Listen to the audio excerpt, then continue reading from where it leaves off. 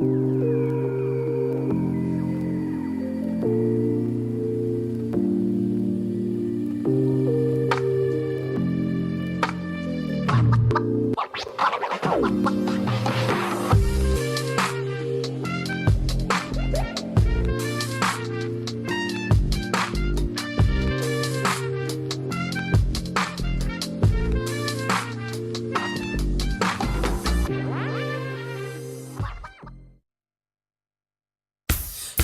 we find her, the beautiful girl we've been missing.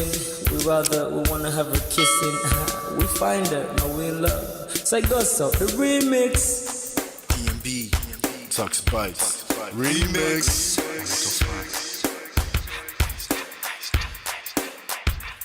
Now if I had to lose you like a bad phone connection, I'd change my game to get a better reception. Sit back, let's start this interaction. Don't fight the feelings, just a chain reaction. Your heart won't give you the wrong instructions. Like my GPS, yes I got the right direction. We gotta merge together like a road intersection. Last stop is gonna be my love and affection. I ain't like the mother dudes, they wanna call you shorty, but I'ma call you a beautiful girl. I took your picture home, my mama saw it, she's a very, very beautiful girl. I wanna put you in my video, cause you're so beautiful.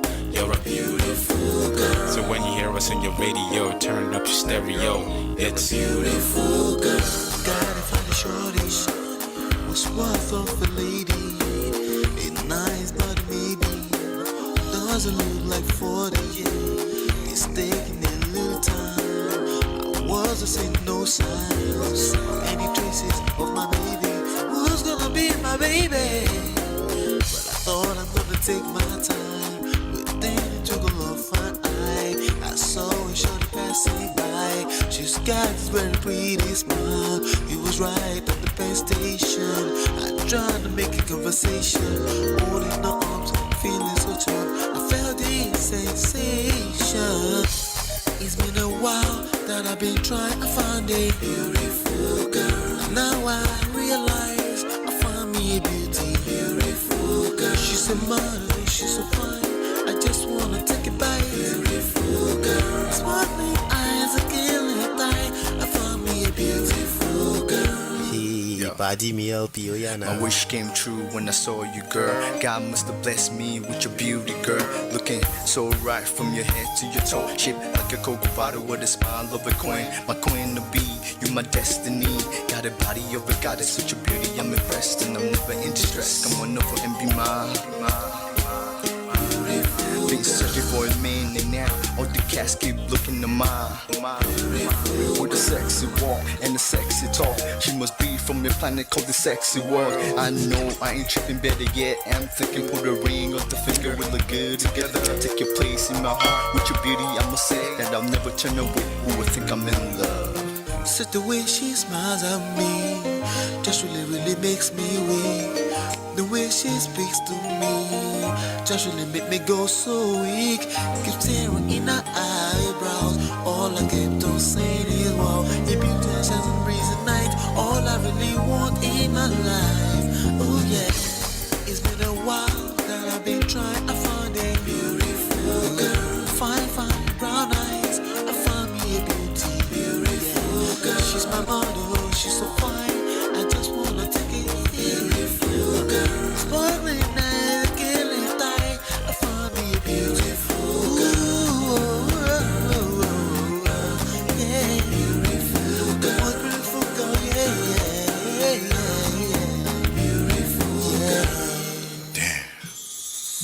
Money, you seen her? Hot Ice, have you seen her? LP, have you seen her? I'ma go over to Tux Bites. I know you've probably seen her. He has a lot of beautiful girls with him. Tux, it's DMB, baby. Look. Beautiful. I look for a while, but I can't seem to find a beautiful girl so I can make her mine. Time after time, I've been searching for a while, but every girl I meet never seems worthwhile. What can I do? I pray to God for an answer. I feel pains in my heart like cancer, and when I find her, I'm gonna romance her. Lace up with presents and gifts, call me Santa Claus. I make a heartbeat pause.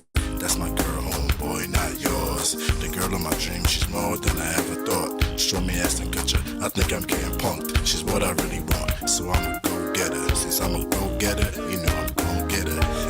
And I will give her the world, anything for my beautiful girl. Psych. Ooh, it's been a while that I've been trying to find a beautiful girl. Fine brown eyes. I found me a beautiful girl. She's my model, she's so fine. I just wanna take it. Beautiful girl. Sparkling eyes, killing time. I found a beautiful girl. Girl, it's your love that I've been missing. I miss all your hugs, your touching and kissing. Make love on the floor, the couch in the kitchen. One love enough, we done enough.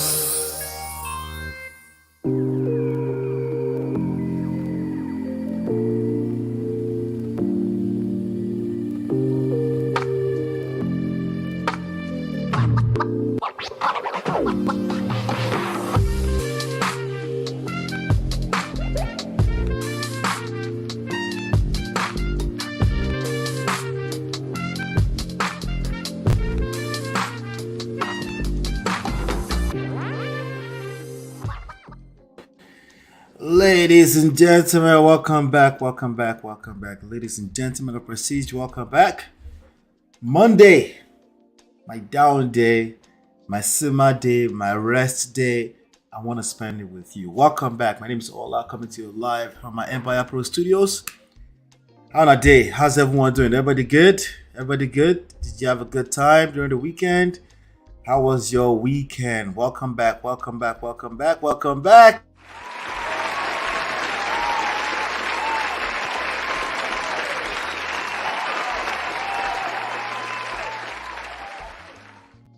All right, do me a favor. Hit that like button. These are critical moments. Critical moments. All right. Shout out to YouTube for allowing us to use their platform to continue to spread this good word. Right. Shout out to them. But the algorithms, we have to help the algorithm. Okay. So if you're listening to me live, okay, especially if you're listening to me as a replay later, I need you to hit the like button. Okay, I need you to hit the like button and share. We're in critical moments. The algorithms are not showing a lot of love right now. They're not bringing in new audience. But the more we continue to hit that like button, the more we can help the algorithms to continue to see that we're doing some good work, having a good conversation here. Welcome back. I appreciate you for being here. It means a lot. If you can hear me loud and clear, let me know in the chat. I'm coming over to the chat right now. If you can hear me loud and clear, say something about that. If there's issues with the audio, let me know. Okay? And that way we can handle it really quickly.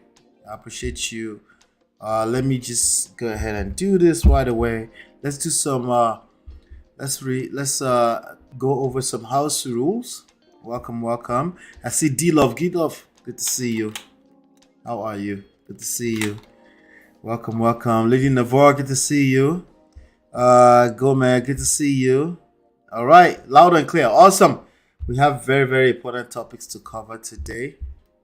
And I have Life with Natu is here. Welcome back. What did y'all say? Brother Allah, I promised myself I would not be naughty today, but I won't help but think if Mr. Ibu even get Bola to knock. Hey, so early. Jesus Christ. It's so early. Today we're talking about Mr. Ibu. We're going to talk about Mr. Ibu today. We're going to talk about, let me do some quick, we're going to talk about Korra, Obidi, and his boyfriend today. We're going to talk about Mr. Ibu today. We're going to talk about when to get married today. We're going to talk about coffee dates today. Okay. We're going to talk about, what else are we talking about? The number one thing that makes relationships successful. Wouldn't you want to find that out?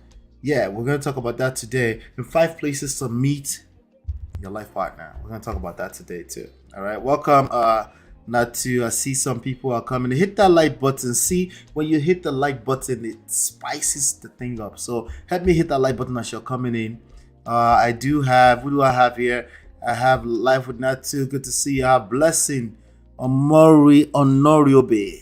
welcome. Your first time. Good to see you. Welcome, welcome. I appreciate you. Chiye, I know. How you doing? Good to see you. Let me just go ahead and make sure we pin the call in to the top before we forget. There you go.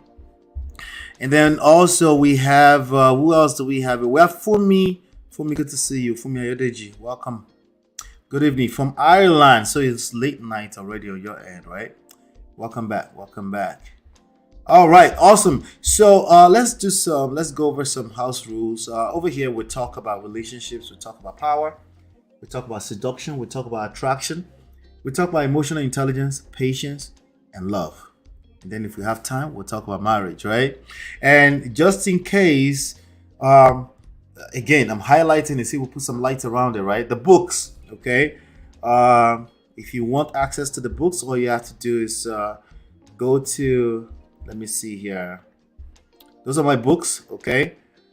There you have it, all right? Just simply go to that page and you'll be able to just click I want them, okay? When you get to loveandprestige.com, and you'll be able to access them immediately, okay? Instant access to the books for free. You can download them. And if you prefer options like Amazon, they're also available on Amazon, audible.com, audiobooks. They're available everywhere. Apple Books, everywhere, So no excuse. Get your hands on the book, especially the first one, which I wrote with my wife. If you're here, we talk about relationships a lot. So it's very important that we talk about relationships because nothing else matters, even business. The other books, two of them is about real estate. The other one, the last one I wrote is about digital marketing. Right now, we're in the middle of writing Love and Prestige. So we really look forward to doing that one with you. All right. Okay. So what else do house rules? Yes.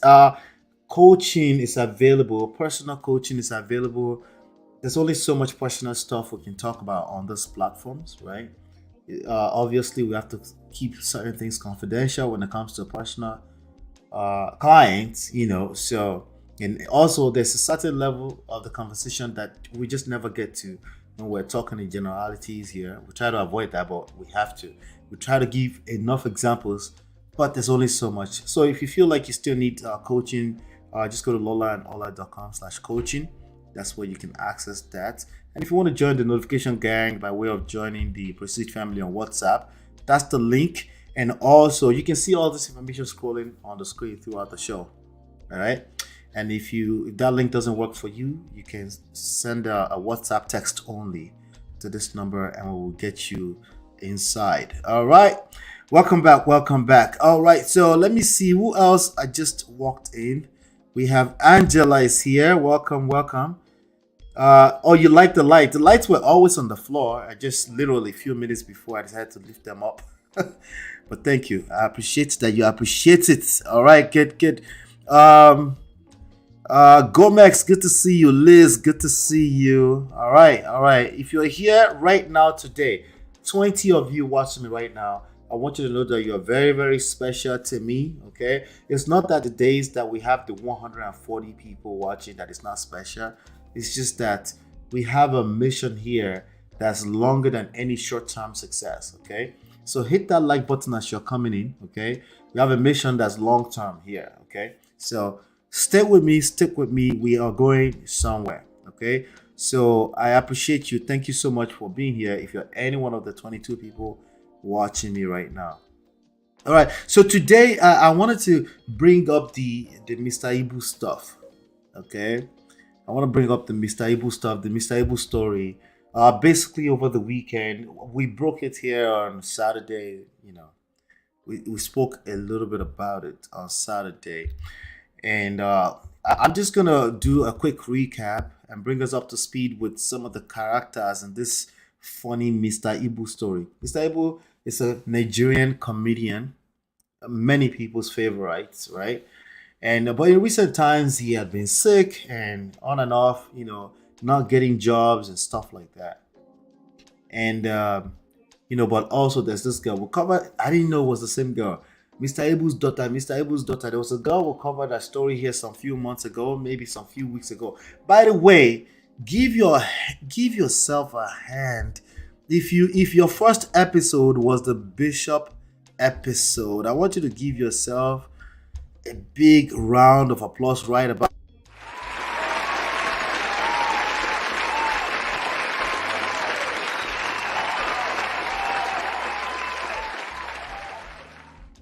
Shout out to Auntie B. This is literally the 100th prestige hour.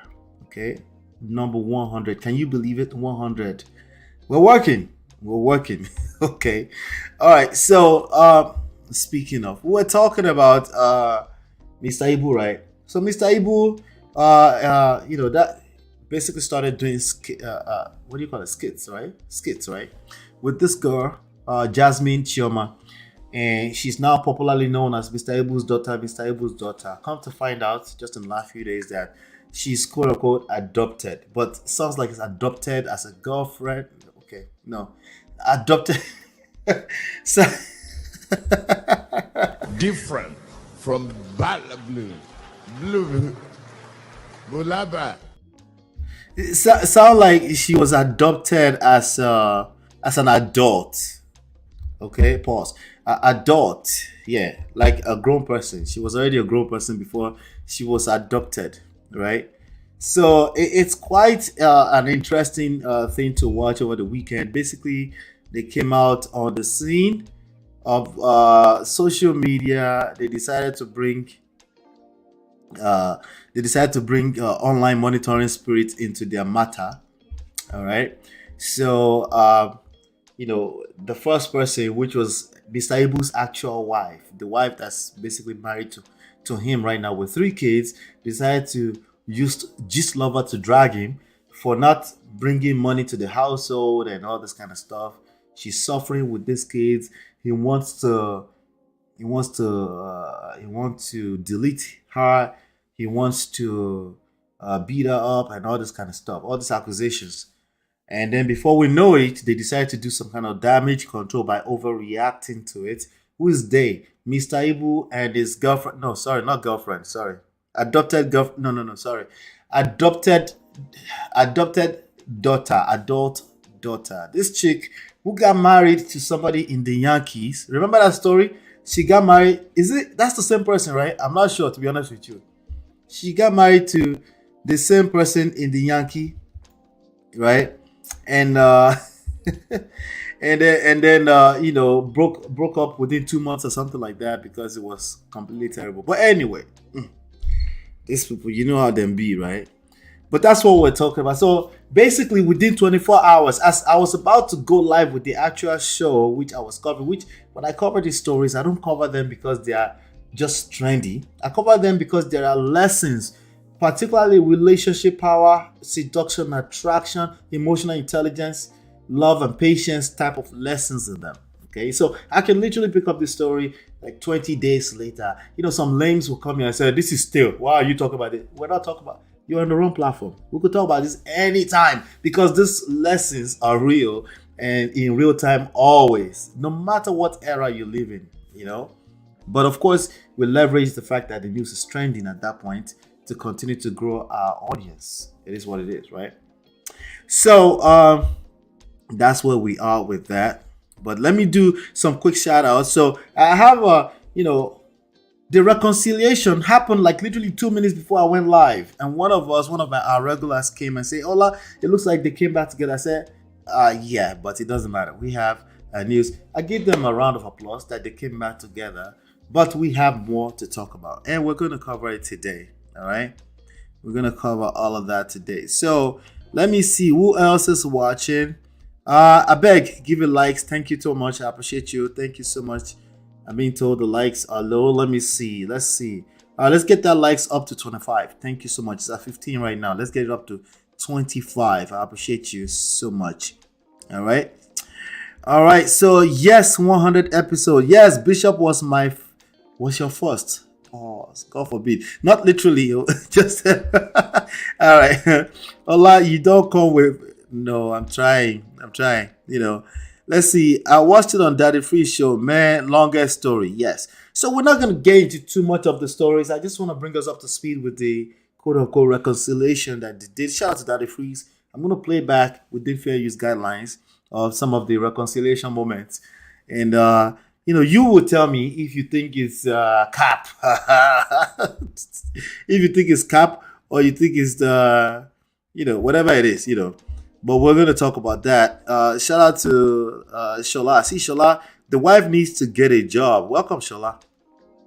She needs to get a job. We're going to talk about that too. We're going to talk about that. I don't think that's... Let's talk about it. Okay? She's there to collect the money, not to work. Oh, that's... You talk about Jasmine, right? Jasmine is the... what? Girlfriend or daughter? I'm confused. All right, we're all confused. We just know she's adopted. It could be adopted girlfriend or adopted daughter. Any one of the two. Allegedly. Okay? I'm being cheeky. No, I promise. I'm trying to figure out which one it is. I don't know which... Okay, Jasmine says she's... Okay, no. 2 sons were involved. Well, okay, let's talk about the characters. We have Mr. Ibu, right? We have Jasmine, Chioma, Okeke, Ni, Okafo, right? Right? Ni, Ibu, right? Anyway, we have... so that's 2, right? We have the first son. We have the second son. The guy that was sitting with him first when he decided to overreact. Yes, keyword overreact. When somebody drag you to the internet, the last thing you want to do within 24 hours is run to the internet to debunk. Ever. Gentlemen, never ever do that. Okay? Unless there's an actual threat over your life, then you don't run to social media, you run to the police. Right? All right, cool. And then we have the second son. There were the first 2 sons. That's right. And then we have the actual Mrs. second wife, Ibu. Because actually she's the second wife. Okay, apparently there's some first wife who was the mother of... Wait, I just said 5 people, right? So let's just say there's another about 12 other people. He has 14 children. He has 14 children. As in, reconciliation wasn't convincing. Well, reconciliation within 24 hours after dragging. If something was so much of a fight that you were on social media dragging each other for reconciliation, sure. I think it's fake. I don't think it's fake from a standpoint of intentions. Okay? I think it's fake in terms of, is it sustainable? Is it long lasting, right? Is it authentic? Can they count on this reconciliation? I think it's fake. From a place of intention, I think there might be some authenticity in it. Like they mean to actually reconcile. But are they capable of doing that? Nah, I don't think so. And I'll show you why in a second. Am I? Man, you guys waking me up. Thank you so much. Hit that like button. No, we're talking about the wife regarding work, not Jasmine. Oh, okay, the wife. They've been married for 12 years. She got 3 children, starting from 10 years of age and down. Right? I'm not sure if that's relevant, but we'll talk about it. I got you. I'll be nice. I promise. I'll be nice. That's exactly what happened in their case. Mr. Ibu is not well, so no work. Jasmine is now the provider. Okay. The adopted girlfriend/daughter is now the provider. Madam has refused to work. It's been 12 years. What kind of work exactly are we saying that she should do? Anything? Just anything, right? There's a son in South Africa. Mr. Ibu has a few children. Yeah, a few 14. Let's continue. let's let madam stay and not work now and be fighting her husband. I beg. Yes, we are referring to Mrs. Ibu as far as refusing to work is concerned. Jasmine literally feeds them. Yes, because she's the social media guru, the only social media guru in that family right now. I heard the son saying, "My father is a legend." I'm like, yeah, we know. Not to you. That's your father. Nigeria does not have any kind of pension plan, retirement plan for their greats when it comes to entertainment. They don't. Nigeria doesn't.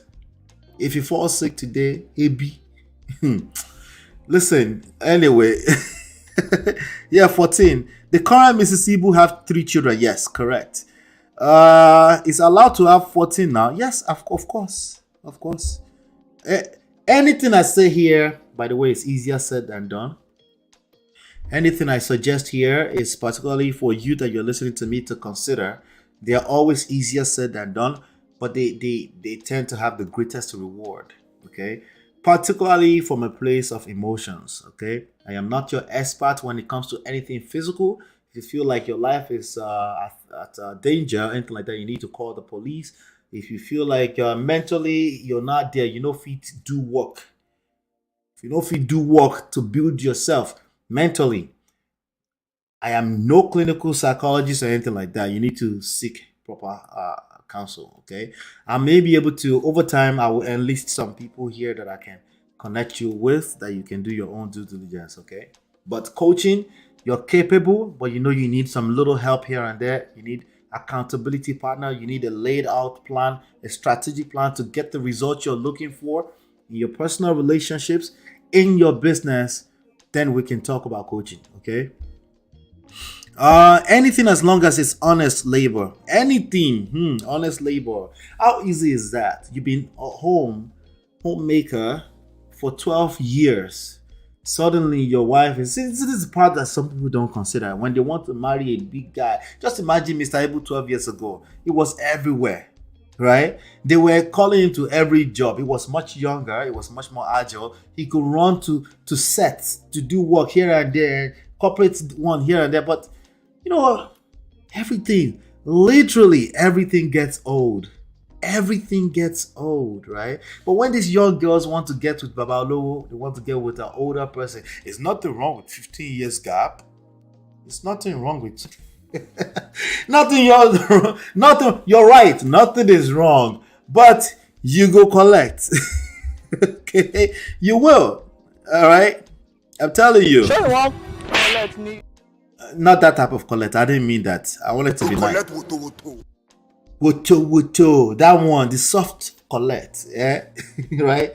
You think everyone's going to be Shadi Okoya, right? Even Shadi Okoya go collect. Forget that. You think she doesn't want to be with somebody much younger after you started to hit, right? Maybe not. Maybe she's really happy, right? I don't know what we don't know. I'm just saying something to consider. Right? Something when you want to decide age gap, somebody to get with, somebody to marry, that's an issue. So if you get with somebody who's taking care of you, now you can't work anymore. It's going to be extremely difficult to go from a homemaker who had people sending and wiring money and sending. What do you need, baby? Okay, I'll just that's 50K, that's 10K, that's 200K, right? It's going to be extremely hard to go from that to what did you say? As long as it is honest labor. Honest labor, go collect woto. All right. And I don't think that's nice. To tell somebody who has been an homemaker to just randomly be okay with going back to work. I don't think that's nice. There is God. Oh. I don't think that's nice. I really don't think that's nice. At least to not consider it must be difficult for her. Right? It must be difficult for her. It has to be difficult to just completely change your lifestyle like that, right? Especially if what was part of the story? Jasmine, right? Jasmine Chioma, girlfriend / daughter, right? She still sends money to her. Anytime she asks for something, remember they were showing all those screenshots of all those money that they were still sending to the wife by way of Chioma, right? What kind of work is she going to do? Right? What kind of work is she going to do that she's able to sit at home and collect a lot like that? Now, don't forget that she's taking care of 3 kids. She was accused of not sitting with the guy in hospital while he was sick. I think there's more to that story. I think it's very possible that she's not capable of being at the hospital at the same time taking care of 3 kids at home, or counting on Auntie Jasmine Chioma, after all the son, all the other 14 children, to kind of like cover that. What about that part that, you know what, I'll run home. Okay, I know that the children are there. There's so many things we don't see in this story, right? The only thing we know is that there's serious resentment between the members of this family. And no, you're not going to just be able to push that under the rug and call it reconciliation. in 24 hours. Nope, it's not. Nope, it's not that simple. From a place of intention, yes, you can. Daddy Freeze was able to talk to them via social media, blah blah blah, and get them to see, that they can actually take care of themselves better, blah blah blah, right? Blah blah blah. But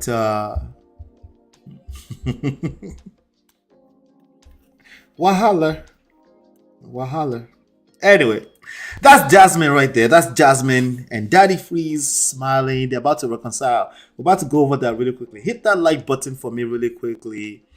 Hit that like button for me, Abika. I don't think so, Ola. They said she was busy party hopping and ignoring her husband. Who is there? Did she say that, or the other party, the ones that are resenting her, said that, right?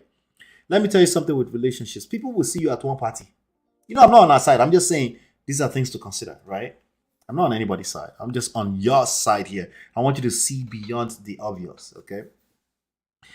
The people will see somebody at one party. They see you post that one picture. People have done this to us, my wife and myself, right? They see us at a party. We took a picture. We posted it.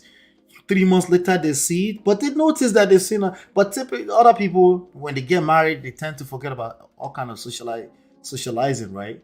But we've seen people literally come to us, but you guys are always at parties. Like, what? What do you mean? The last party we went to was 7 months ago. What are you talking about? People will just project in their head like that. And guess who do it the most? The closest people to you by way of family member, right? They say, oh, she's always at party. That's a possibility. Are they lying? I don't know. Are they telling the truth? I don't know. I'm just saying, when people are angry with each other, yes, they project to the extreme and they exaggerate. So, as a matter of fact, I will assume that they were exaggerating with regards to she's always hopping from party to party. Okay? I will actually assume that. Okay? But it's just an assumption. It doesn't really hurt them, right? Shout out to Rebecca. Hello, welcome. Jasmine and the wife look alike. Yeah, exactly, right? I thought so too, right? Mr. Ibu definitely has a type. Hey! There is God. All right. I'm done right now. I'm done with you, D-Love. Let's see. Who else? But he's sick, Ola. Drastic measures are needed. Yes, I agree. Jasmine is young. So I agree that if there's need to work, she will need to assume some kind of responsibility. But if they're still sending money here and there, is my point. She might not see the urgency yet. So people just don't change until they hit rock bottom. I say that here all the time. People don't change until they hit rock bottom. It's not necessarily your sense of rock bottom, it's what it feels like on their end. And some people are wise enough, which is very rare, to say, you know what? My rock bottom is now. I can see that this is going to get worse. Right? I can see that this couldn't get any worse. Like, I don't have to wait until physically, tangibly, life has gone completely to the left, right? Let me pick up the pieces right now and help as much as I can help. She might not be able to see that. So they might be enabling her to be exactly what they're accusing her of, which is being lazy. But I don't think that's fair to accuse somebody who has been a wife for 12 years with 3 of your children. I think it was an unfair fight for 2 sons, including your adopted girlfriend, girlfriend/daughter, right? To just gang up on her. I can see how a woman can lose her mind without giving her the pass, because the first session we did, go watch that. Definitely, she's guilty of running to social media to drag her family. She definitely is dangerous for the whole family in that space. In that mindset where you could just want to just love her. Let me tell you everything I know about my family. That's definitely very dangerous and inappropriate behavior, right? But I'm opening it up a little bit more into the possibilities of what you will see in typical families. People exaggerate, okay? And no, it's not just not easy, it's unreasonable to drag your wife to gang up with your 2 sons and potentially other 14 children, right? To drag your wife in public because you're reacting and you're supposed to be the leader. No. That's completely bad behavior. Bad behavior. It's a bit difficult to go from a homemaker for many years to a working lady, particularly what I'm saying. Just something to consider. So for the gentlemen that are listening to me, if this is something that you will like, you need to understand where she's coming from. Frame of reference is always key. Where are you coming from? Where are we trying to get to? A lot of people just focus on where we're trying to get to, and they start acting out of character because they're focused on where we're trying to get to. Can you consider where you're pulling a person from, right? So that you can be a little bit more empathetic with what it's going to take to get them to where you want them to get to, especially at an emotional level. Okay? Especially. It's just a little bit of empathy on your part. It makes life easier for you to, by the way. Like everything else you're going to do, the aggression stuff, it won't work anyway. You will just build resentment. It will make things worse for you, gentlemen. Okay? But also ladies, the same thing goes for you when you're dealing with your husband. You're looking for some type of change, transformation to make life easier and better for you all. Have you considered at an emotional level the frame of reference? How far is where this person is and where you're trying to get them to? When you consider it to make the process a lot more easier for you. When you don't consider it, you don't know what you're dealing with, right? Your life, you will collect, basically. You could just collect. You will end up in McDonald's. You will end up in McDonald's. All right, so let's do this. Let me just read one last one from Adebusola. Shout out to Adebusola. When people bring their issues to a popular blogger, they should be prepared for a rebuttal. Yes. I don't think she saw the reporter coming. I don't think she was prepared to even go live. That's another story entirely. She couldn't find someone to help her go live or to help her go. It was a mess. It was a mess. Just something to pay attention to. But anyway, let's do this really quickly. Let's do this. I'm gonna play a little bit of this video of this funny, fake, retarded reconciliation. Let's see what we get out of it. Everywhere scatter. So now I hear the Thank God for that too. Thank God. That is ask My man. All right. So another thing with this guy is that he's never serious. So he goes from one extreme to the other, right? So it's a jester, right? It's a comedian. So even when he's sad, it's almost like he's really sad. A lot of people are accusing them that they were trying to create a buzz for themselves so that they can get more people on. Like this is all fake. Like this is all a skit, as a matter of fact. A lot of people are accusing of them. I don't think so. I don't think so. I think there's only some people can, but there's only so much people can fake this kind of stuff too. Let's keep going. And we're doing Christmas here. Everybody's smiling. They're jokesters.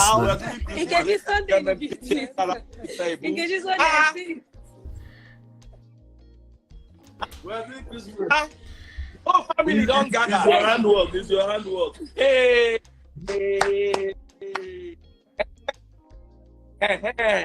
I'm very happy. So I want to speak to Mrs. Ibu now. So that this settlement will be fine now. Yeah. Mrs. Ibu. Thank you. Mrs. Ibu, pleased to meet you, ma. I will add it by. They're like the same age. Or like are they twins? So among the many things that I can do, I can settle family. I thank God. Hey, sorry. So please, I'll be very grateful if you can explain your relationship with Jasmine Choma to the whole world, because a lot of people don't know what is really happening, and there are so many stories flying up. So first of all, why is Daddy Freeze asking that question? She came out and accused that she's not his daughter, that she's a side chick. That's why Daddy Freeze is asking that question, right? But let's hear what she has to say now. And down. So please, what is your relationship with Jasmine Choma, and what is the relationship with Mr. Choma? A lot of people don't know this, but if you have the YouTube app on your phone, let's get rid of the ad. Using it to make. And Jasmine, please help us clear the air. It's my daughter. I'm my husband's daughter too. Adopted. Yes. Adopted. Yes. These people, man. We thank God. We don't want peace. We want violence. It's your work. I want you to. It's your work. Did you hear what she just said? She said, we don't want peace. We want violence. All right? Now, it's all a joke. They're laughing. Kiki, kaka. Right? Like I said, if you want to just laugh, all you have to do is look at Mr. Ibu's face at any point in time. That's all it takes. Okay? Right? That's all it takes. She's my daughter. Okay, they probably said, okay, so this is her story. Oh. We're going to tell them. We're going to remember she's adopted. She's adopted. At what age did you adopted? At the age of 45. Oh, yeah, but it doesn't matter. It's adopted, right? This lady that's smiling here, there's only so much I can take her too seriously. Okay? It's only so much, okay? But what is we're good. Well, I'm just laughing, just looking at Ibu's face. If you can smile, she looks older than Jasmine to me. No, she look a little bit more rougher on the edges. She doesn't look that much more older to me. Liz said, you're right, we're just in our own feelings and considering how others may be feeling. Yes, not considering. Yeah, we all of us, we don't give a shit about anything outside of our feelings. So even when we get it right, even when we engage empathy, it's because we have now linked up our brain with why it will satisfy us in the long run, not just the short-term feelings that we have, right?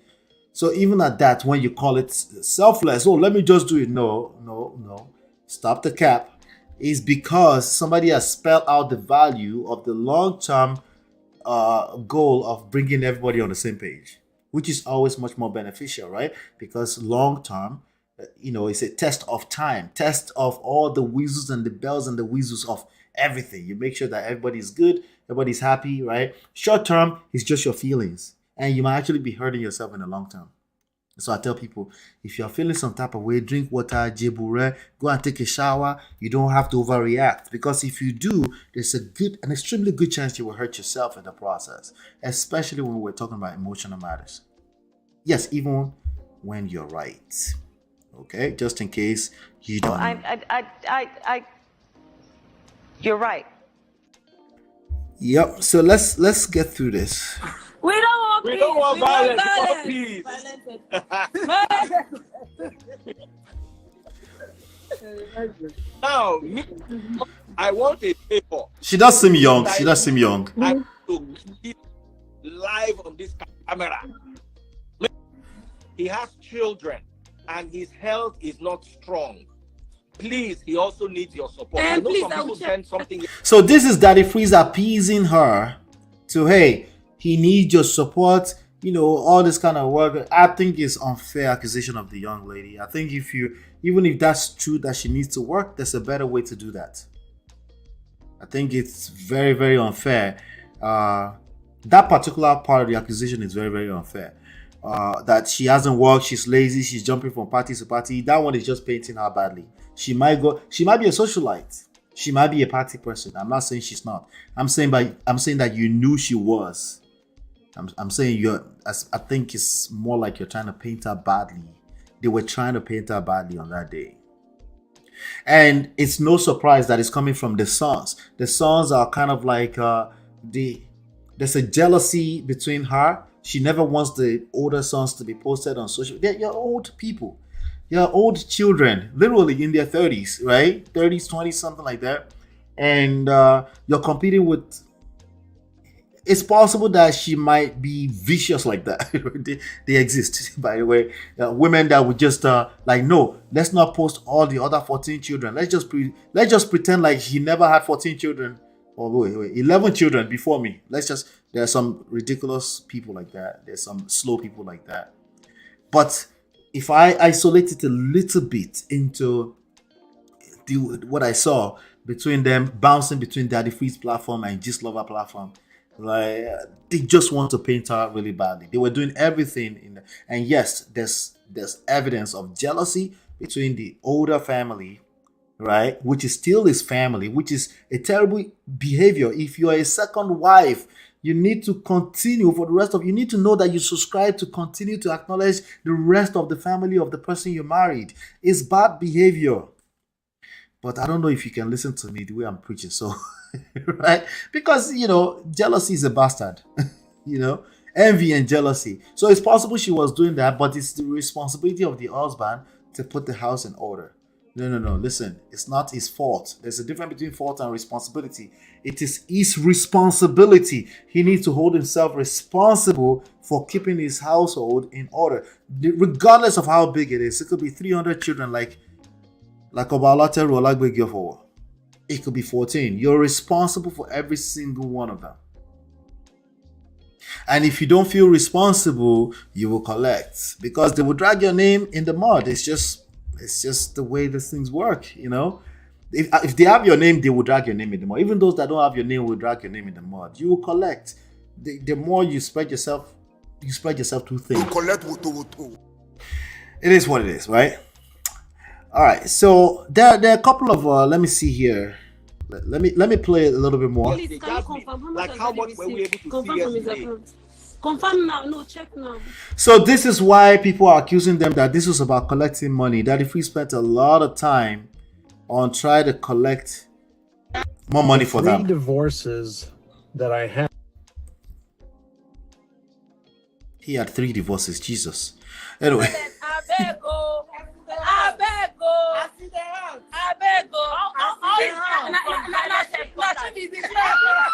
Okay, so this is another daughter of Mr. Ibu or so. So they listen. Let's just go ahead and get into the. Let me see here. Okay. I like you She is I like you live. to meet some. So these are the reasons why they are accusing them of clout chasing. Okay, these are the reasons right here. A couple of things I wanted to extract out of this real quickly before we continue. Okay, and I'm going to explain them really quickly. 5 lessons. Okay, there are 5 lessons I want to share out here. You can share with yourself, your sons, your daughters, right? Does aggression work? Right? Does aggression work? Just in case you don't know, we're also on Facebook. If you ever feel stuck, we're also on Facebook. Does aggression work? Why am I asking this question? Mr. Ibu got to a point he was very frustrated with his wife, and he decided to, to sit her down and say, they were aggressively, and she was actively trying to paint Chioma Jasmine as the girlfriend, adopted girlfriend, and not a side chick, particularly. And he was asking, and they were speaking Igbo, and it looks like he was aggressive. If you have to be that aggressive, I need you to understand that it's bad. It's not going to work. Okay? If you have to be passively aggressive too, they have the same emotional effect, if not more, because we can't see what's going on. They just know they feel wrong, right? At least if you're aggressive, they can say, leave me alone, right? But passive aggression is the worst because it's emotional, right? And oftentimes people know that they feel wrong, but they don't know what it is. And what they do is, especially if you're dealing with a woman, she'll multiply the effects. She'll have multiplication effect, multiplying effect to that feeling for you. And you'll be like, okay, why is it that she's not hearing or she don't listen? Well, she can't listen because you're not listening to yourself. You are aggressive. You are operating from a place of anger. And it's not going to work. You need to go and take a shower, take a drink, take a walk. But I've been doing that you're not doing it to the point that, yes, you can leave the marriage if you have to. Easier said than done. Yes, I said it. Yes, I keep telling you. Anything I tell you here is easier said than done. But if you're not able to walk away from a situation where you're being disrespected, it's like little to no wonder because there's no need to change. You're rewarding the bad behavior by being present.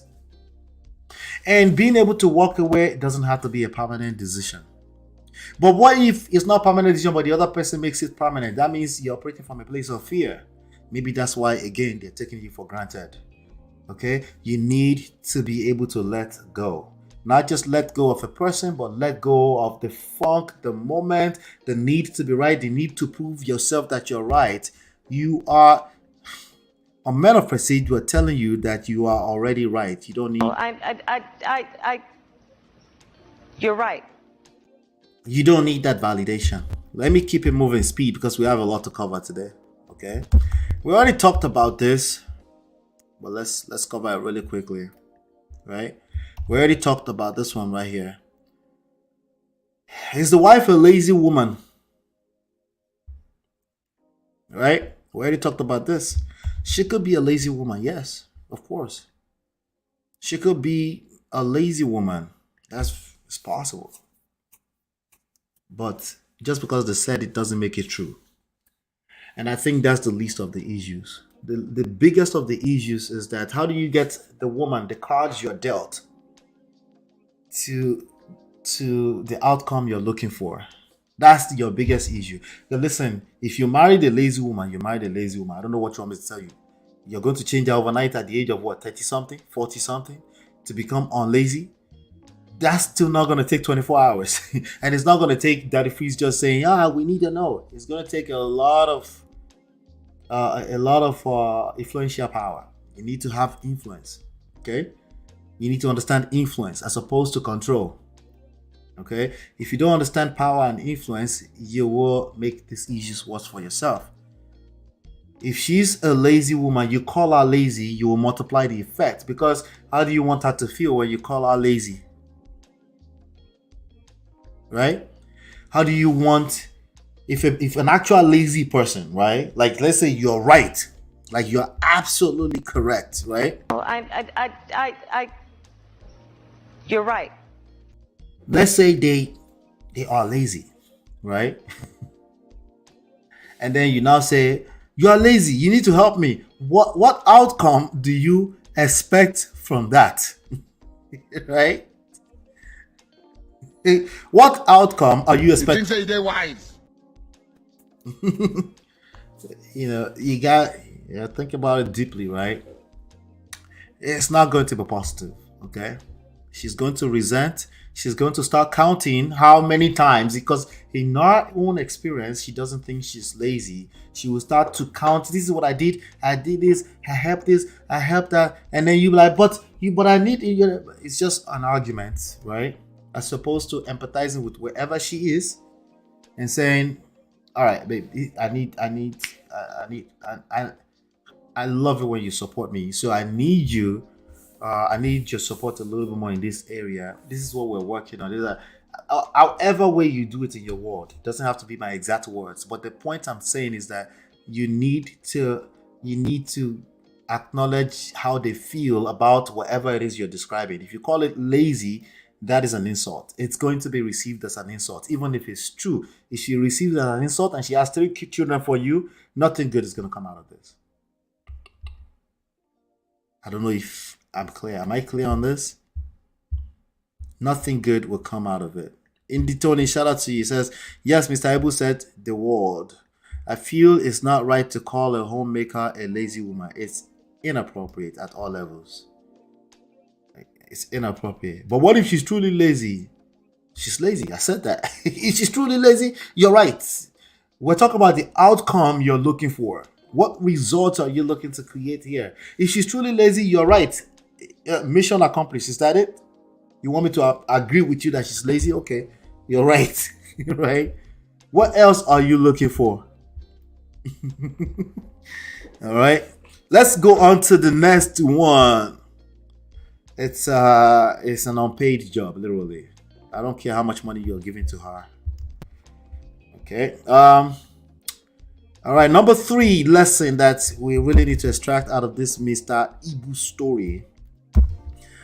Number 3 is a question. I'm asking questions, but they are lessons. Whatever answer you come up with is perfectly fine with me. What about the in-law gang? What about our in-laws, right? The in-law gang, we have the adopted side chick. We have 12 other, 13 children, 11, something like that. Okay, 9, I'm sorry. Right? What about how they feel about how they typically in the Nigerian society, how do they typically feel about the wife in the home who is enjoying majority of the attention, the money that he's making, he has to send money home, he's living in the house that is built that is called a home. They claim that they bought her 5 cars at some point. She sold them. They can't find the money. Terrible. I know, it's crazy, right? But what about the in-law gang? When you gang up on your wife with your sisters, indirectly or directly, subconsciously or unconsciously, you go collect. Okay? It's not, the results are bad. They're terrible. They're not what you're looking for. It might feel like you're feeling better because you're accusing, like, she should do better. Sure. In the short term, you will feel good about yourself. But when you sleep, when you wake up and you realize the problem is still there, you will have to acquire a different level of wisdom, don't you think? Yeah. Continue. Okay. Let's go to number 4. This part is something that everyone needs to pay attention. I don't think women are self-aware about this too. I don't think women are self-aware about this. You should be self-aware about this. A lot of women are not self-aware. If you're a homemaker, you're not self-aware of this. Okay? Women are sensitive to feeling like alagbe. What is alagbe? Is any Yoruba solid person in the room? Adebusola, do you understand Yoruba enough? What is alagbe? What's a better English word for alagbe? It's somebody who is a beggar. Aha! A beggar. I was like, I was cracking my brain for this. I was like, women are sensitive to feeling like a beggar in their own household. Listen, if a woman is a homemaker, you all agree to that for whatever reason. She's taking care of the kids, and if you throw any kind of accusations that makes her feel like a beggar, they're very sensitive to it. So it doesn't have to be outright accusations. You could be insinuating it, like just hinting it. You could be like, maybe she's not appreciative. A lot of them are not appreciative of the fact that you are out there, you're working like a man, you're trying to make sure that the household is solid, right? They can't comprehend the idea of somebody waking up and they think, Shebi, that's what you're supposed to do as a man, right? It's a terrible thing to do, ladies. Terrible, terrible, terrible thing to do. Please don't do that. Don't say things like, isn't that what you're supposed to be, a man? If you say that, you go collect it. I haven't said that in a while, but let me tell you something. Oh, that's what you're supposed to be. There's no supposed to be when it comes to romantic relationships or emotional relationships. Nobody owes anybody anything. Everything is a privilege. And it needs to be from a place of mindset so that you can appreciate what you have, so you can build on top of it. Okay? So you can expand what you've got. So you can edify what you've already got. Edify, like Monle, like edify, like Belaruge, Unwanilang Belaruge. Don't wait for a stranger, a strange woman, a strange man to help you edify your own. Don't do that. Okay? Because what's going to happen is that you're going to end up becoming obsessed with right and wrong. And we talked about that here last time. I don't know if you missed that. Oh, if you missed the last live session, you need to go back and watch it. All right? Number 10, poison. Poison. Right and wrong obsessed. Poisons romantic relationships. Poison emotional relationships.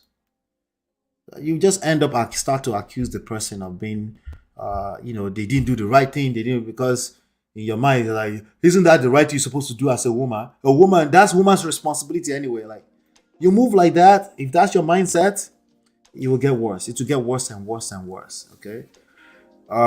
Why?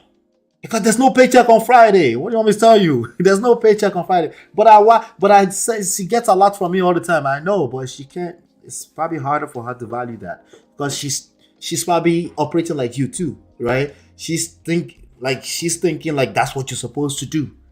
It's time to buy milk. It's time to, right? Because you guys haven't learned how to edify and praise and appreciate each other. It sounds lame to you when somebody says appreciate each other because you can't connect why. You can connect the big purpose for that in the long term. I know it might be difficult for you. Maybe you've learned the worst of worst. But just look at the result you're creating. Are you happy? Right? If you're not happy, maybe you should consider that. Hit that like button, I beg. Hit that like button. All right. Let me go to the number fifth lesson here before we dive into some other stories that we have. All right. Yes, let's go to number 5 here. Does reasoning together work? Does it work? Yes, it can work. All right.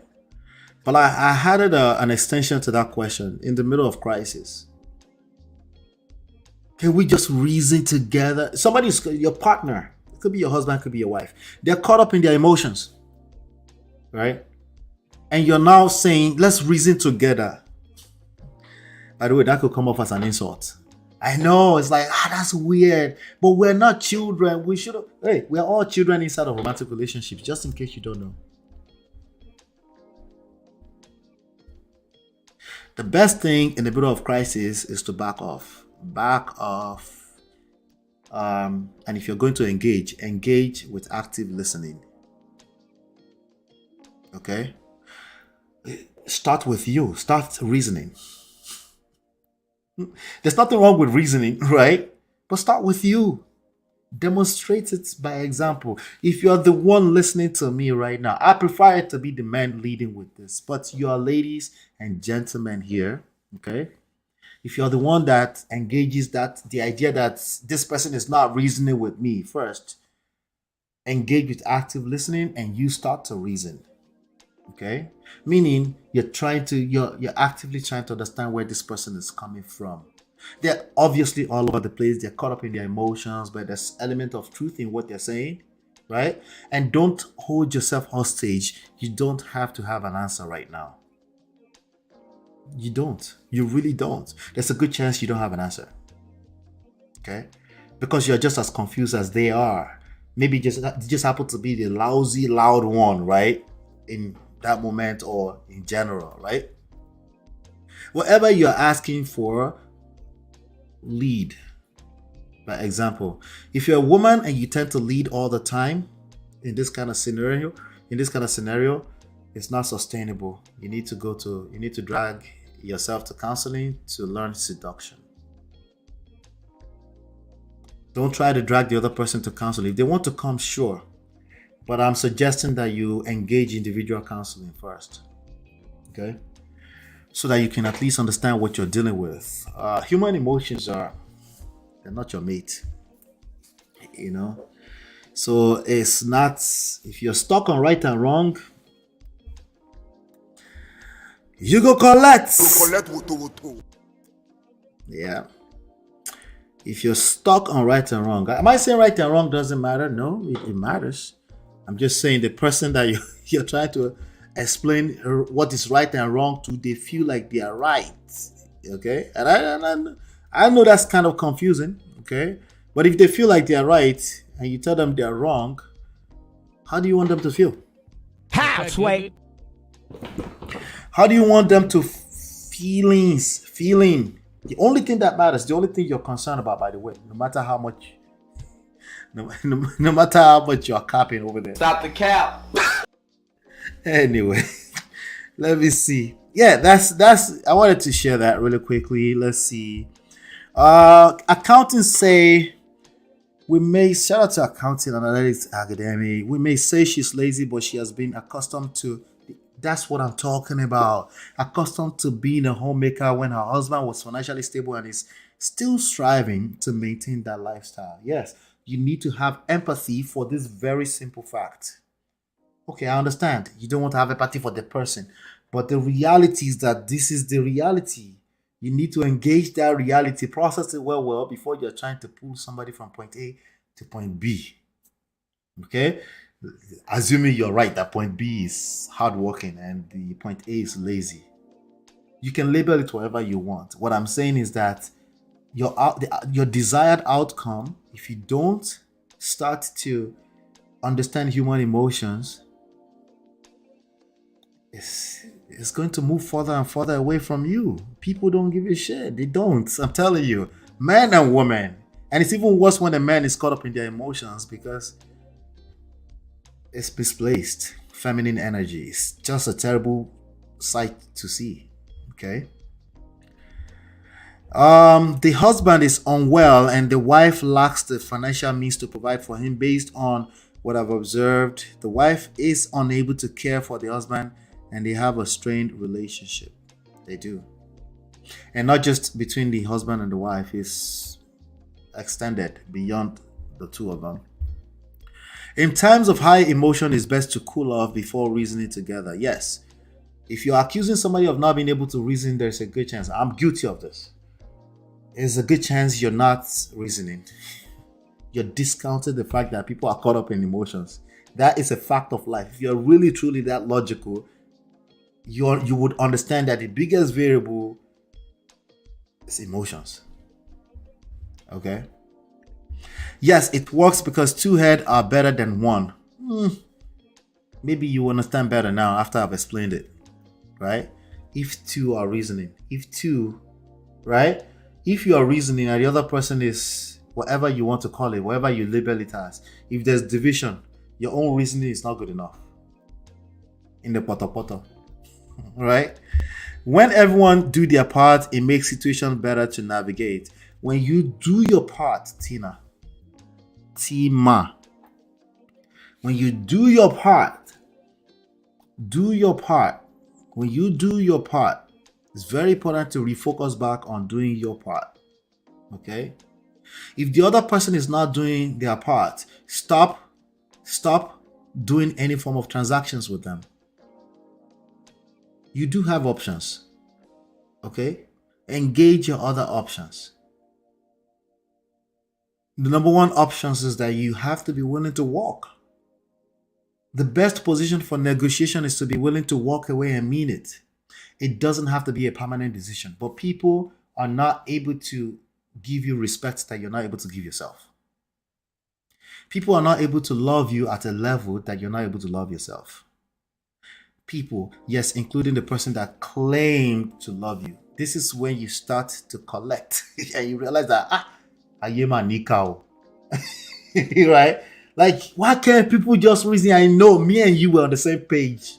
But it just doesn't work that way. And you've seen this happen over and over again. You've seen it. You do focus on doing your part. Your part including say, hey, I prefer when we do, can we talk about this? Well, I'm not open to doing it that way. Right? Some people call it boundaries. But it's mostly in how you move. If you tolerate people mishandling you, misusing you, they will deem it the right thing to do. They will justify the BS. They will continue to do it. When you take energy off of making sure you do your part and taking care of yourself, and you refocus that energy, because there's only so much energy, and you focus that energy on getting the person to do their own part, they might start to receive you as offensive. Remember, let's assume you're the one that's right here. You're never at flaw. You're just perfect. They are at fault, but because they are at fault and they are faulty, I'm just assuming that's what you think, right? They will start to receive what you're saying as offensive. You're still not going to create good results. So you start with yourself. You give to yourself, and then before you can give to other people, you give to yourself, then you give to other people. When you give to other people, you focus on giving to the other person. Okay? And the natural order of things is that they reciprocate. They mimic how you treat yourself. And if they're not, you pull back. And if they're asking why, you say, I don't know, I prefer to be this way, right? Confidence is sexy. I keep telling you that, right? As long as you're not mixing all this up with all kind of condescending, sarcasm, energy, because we talked about that here as well, that sarcasm and condescension, number 8 and 9, they poison relationship. You need to just say this is like it's going to take you to be emotionally cool with yourself, and it's easier said than done. Because if you're caught up and you feel like somebody's rubbing you off, or you feel like they're not playing their part, how do you typically react to that, right? It's negative, but then it's now who's going to out negative each other. It's just, you don't have to be perfect with anything I'm sharing with you. You just have to be aware of it. Just awareness is all you need. The rest of it's you're a good person, remember? The rest of it will work itself out. Okay. The wife needs to acknowledge the reality of their situation and consider finding a job to support him as their current financial situation may not be sustainable. I would say that's very unrealistic expectations of that woman. If you understand what the level of rock star or superstardom that man's brand is at, right? You see how Daddy Freeze is jumping on the story. Yeah, just think about it that way, right? I don't think she realizes they're broke. It's going to take you leading with empathy first for her to see. Or you hit rock bottom all the way, meaning everybody's broke and damn near is deleted. Like, bye. I know it's unfair, I know. But I'm just letting you know, like, what do you want me to say? She got 3 kids for him.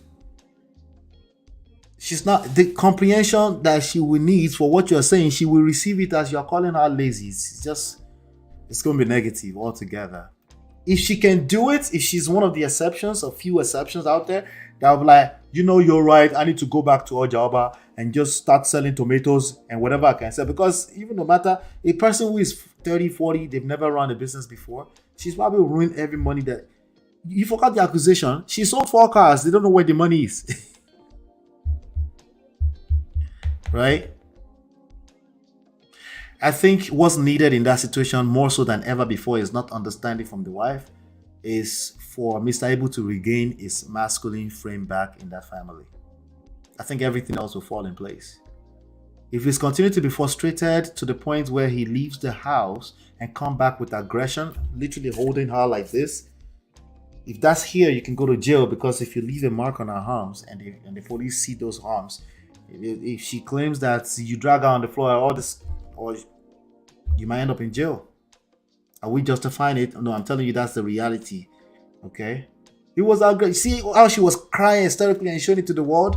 That woman, you think she wants to comprehend with you that she's supposed to work? No.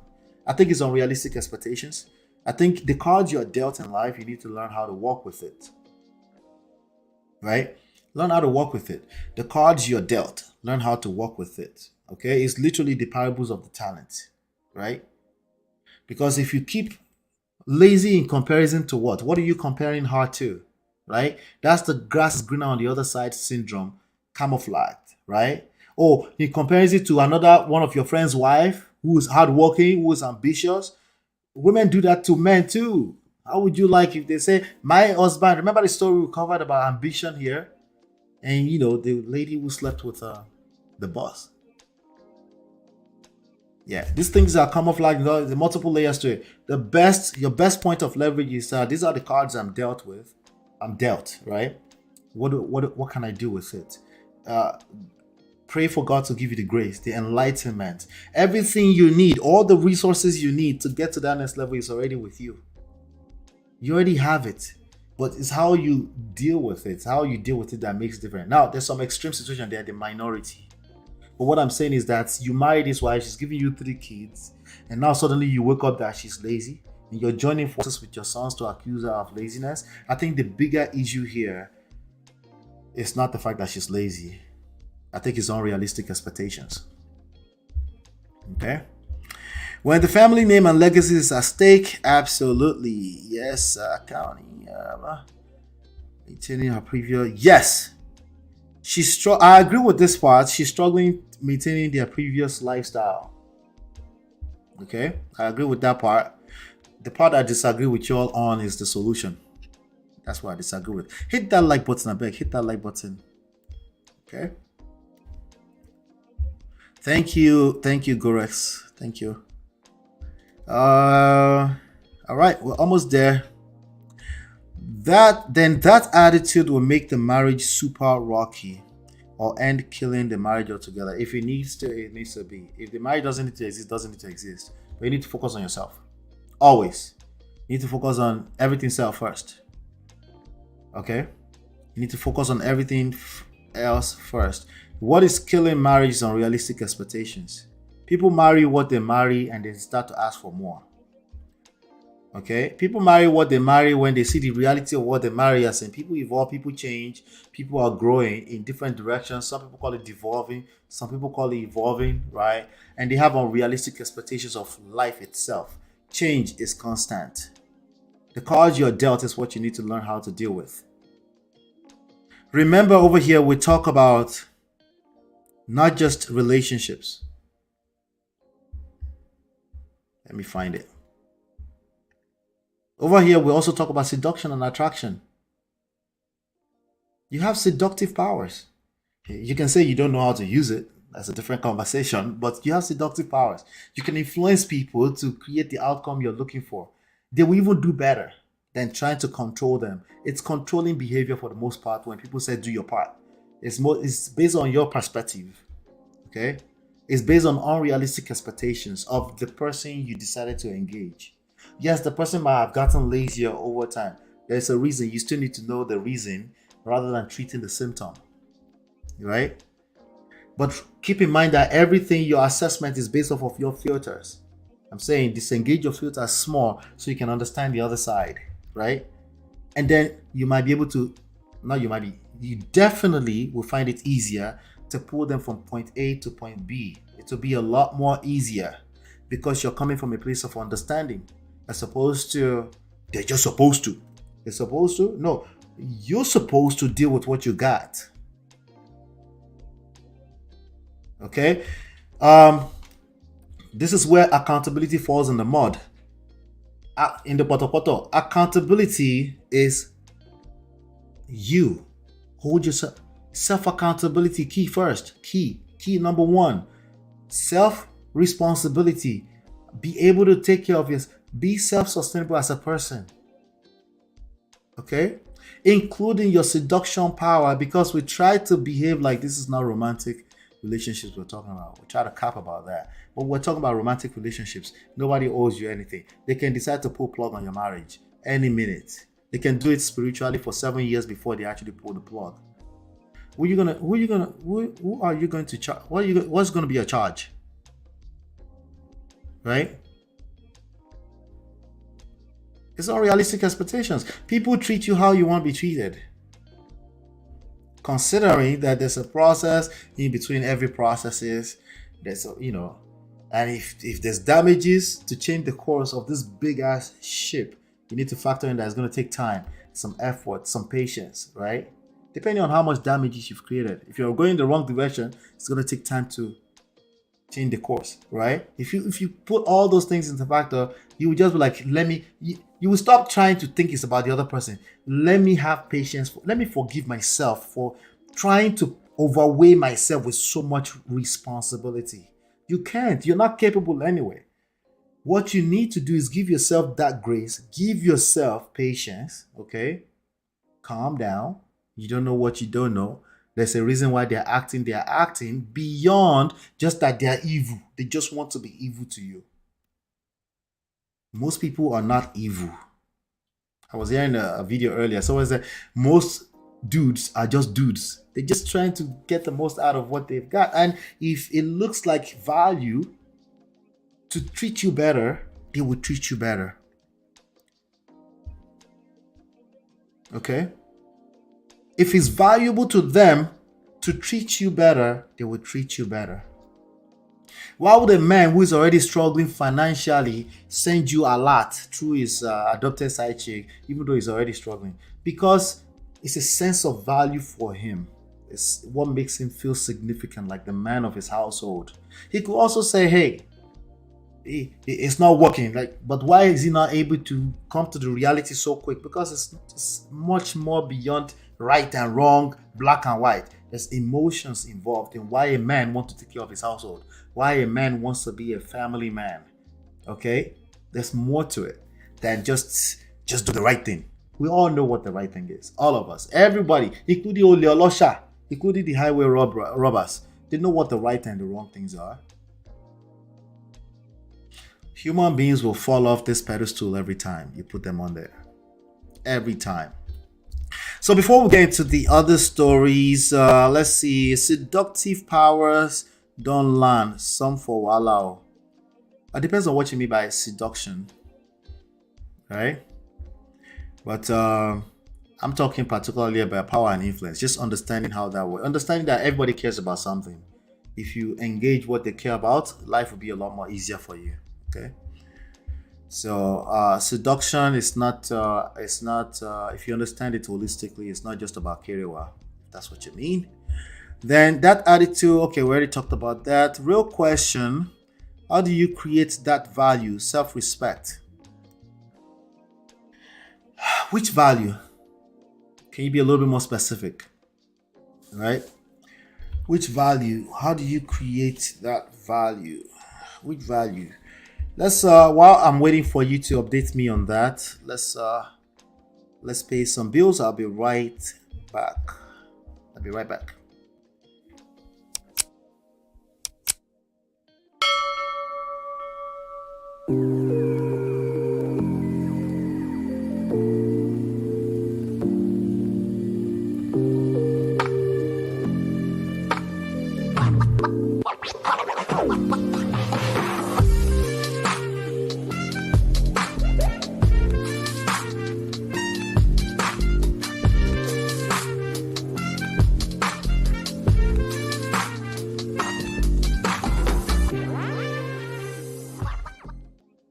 All right.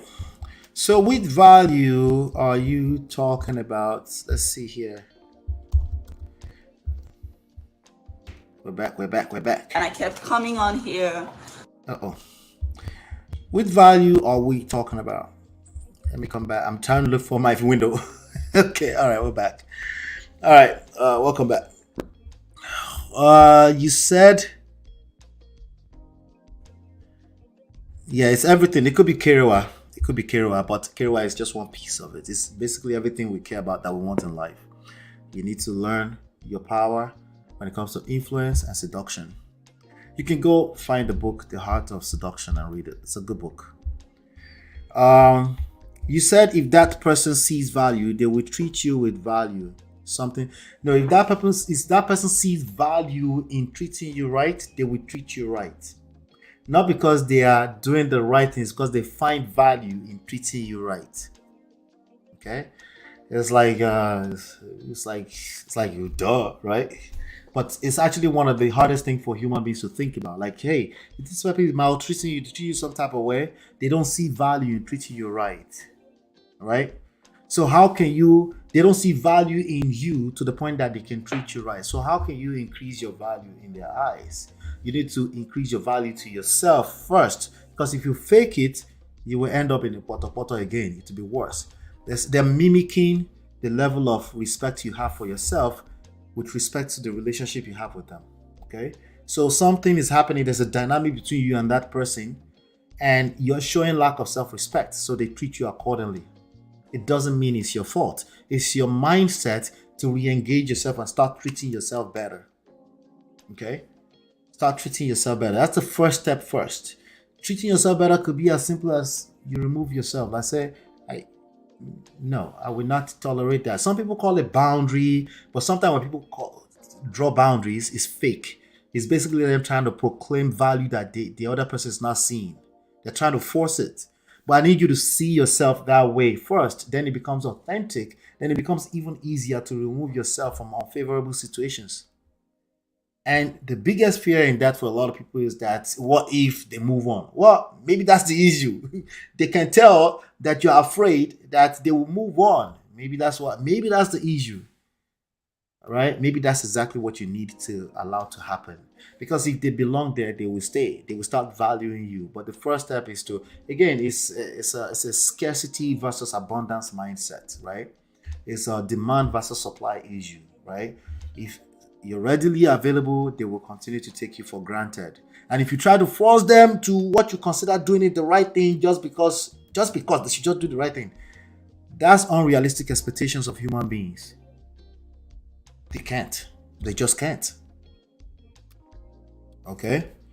If they do, it's low self-esteem. It will backfire really badly. It will build a bunch of resentments. Okay, it will eventually backfire. All right. So let's see. So hopefully that helps. Gomez, don't back down now. We all know what you mean. You're a bad shide, like the rest of us. Seduction, seduction goes beyond Kerewa. I'm serious about that. But if you're not getting Kerewa, if that's the issue here, if you're not getting Jalopi, who was saying Jalopi yesterday? Who was that hearing Jalopi? Was it on Antibi's platform? Jalopi? No, it was Amoye's corner. Mama Ho, right? Yeah, if it's Jalopi Kerewa issue, it's still seduction, right? But when you understand seduction as holistic, everything you want out of life from other people in your relationships, you serve first. You give them value first. That means you have to do the work of finding what's valuable to them. You do that first. If you don't see yourself doing that to them first, you remove yourself. You don't like that person anyway. Just remove yourself. Do yourself a favor. Save yourself and everybody the headache. And like I always say, now it leads to, it doesn't have to be a permanent decision.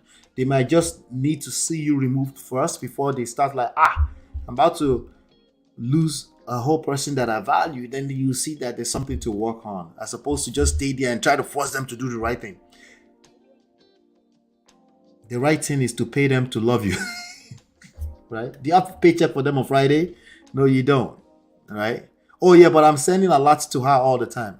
Brotherly, look inside yourself. It's because you want to send it. You can also stop sending it.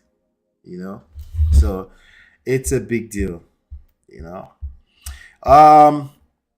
Let's see. D-Law says got it. Let me give you a round of applause properly.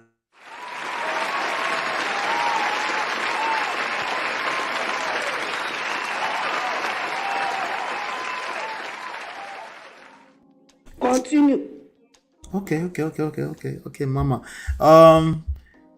Gomez says some have not carried out for years. Yes. 1 out of every 4 marriages are living in Kerewa-less marriage, a sexless marriage. Sadly, 15 to 20%. 15 to 20% are in that kind of situation. One of the issues with that is the same issues. People want to deal with the symptom, the fact that there's no Kerewa. There are deeper issues. There are deeper reasons why there's a disconnect with Kerewa. Okay? And most people they want to treat the issue. He wants to sit right next to bed and say, why are you doing this like this to me now? There are deeper issues. Right? The first time, second time, was it Natu that shared something with me? I'm yet to bring it. I'm going to bring it as a topic at some different time, of some guy that was keeping records of how many times he was turned down from Kerewa. He was keeping record of it for days, like over a month or so. Every turn down, I'm tired, I'm not feeling it, I don't feel sexy, all these different excuses, right? He's recording all of that. And then I said, you're recording resentments. So obviously, if you're not aware of what we call seduction in this respect, you're resenting your wife. You're resenting your husband, right? Naturally, because you're a human being too, right? Blue balls now your mates. Konji now your mates. You're resenting. The more you record it, you're just building extra excuses to hate this person. That was you, right? Natu? Yeah. I don't know if I can. I won't be able to access it right now. It's far in the other device. But yeah, you're going to. Is she wrong? I don't know what your opinion on that is. Whatever your opinion is. You're right. But that's the fact that you're right is not enough to create a different outcome, right? I'm guessing. So you need to learn something new if you're confused. Right? Whatever your opinion is, But if you're obsessed with that opinion, right or wrong, it's going to get worse. Because again, you get caught up in your emotions more and more. The closer you are into that zone of a need obsessed to be right, the more caught up you are in your emotions. And you can still be right, right? You're handling this. There's deeper reasons. Are you patient enough to observe a little bit to say, what's going on, babe? Everything okay? Everything all right? What do you mean everything is okay? I would love to get our intimacy back to another level.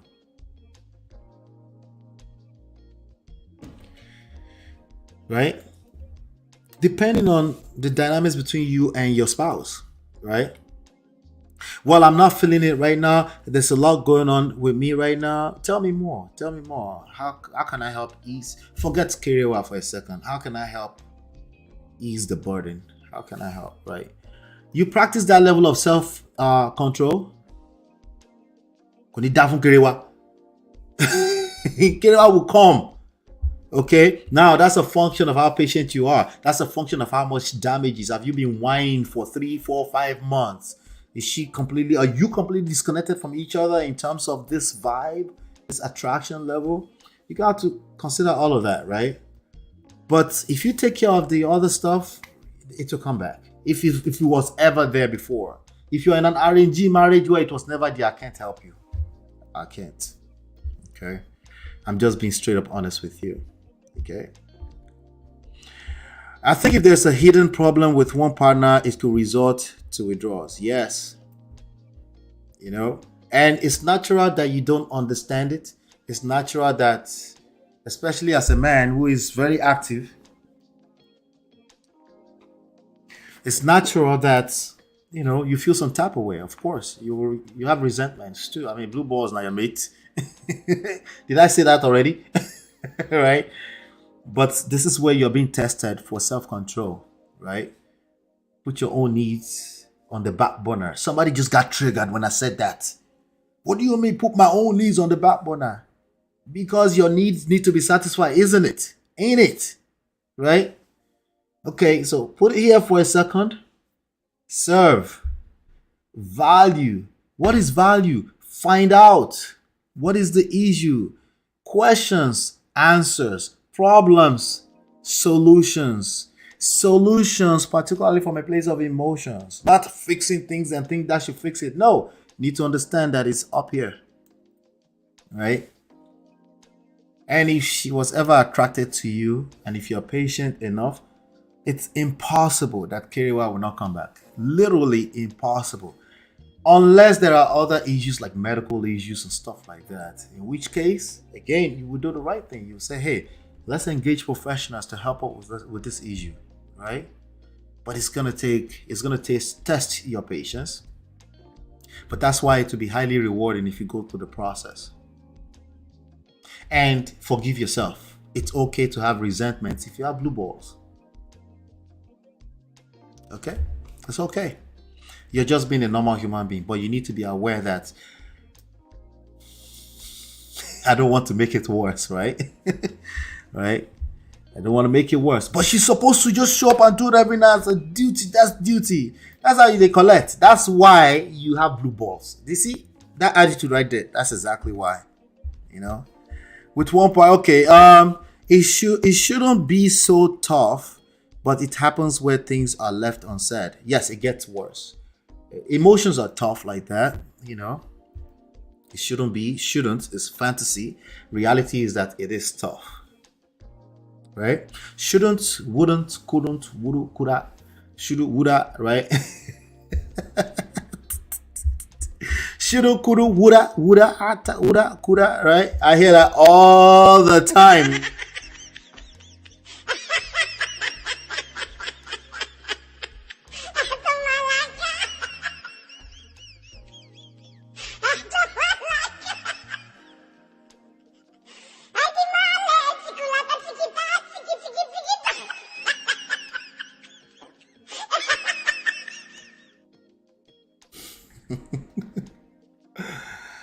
Oh Lord.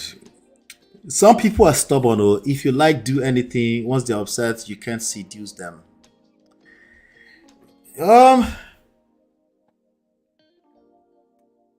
Yeah, I will try seduction first before I conclude. Okay. If you think something is not gonna work, it's okay to think that. I will try it first. If you value the outcome at all, right? I will try it first.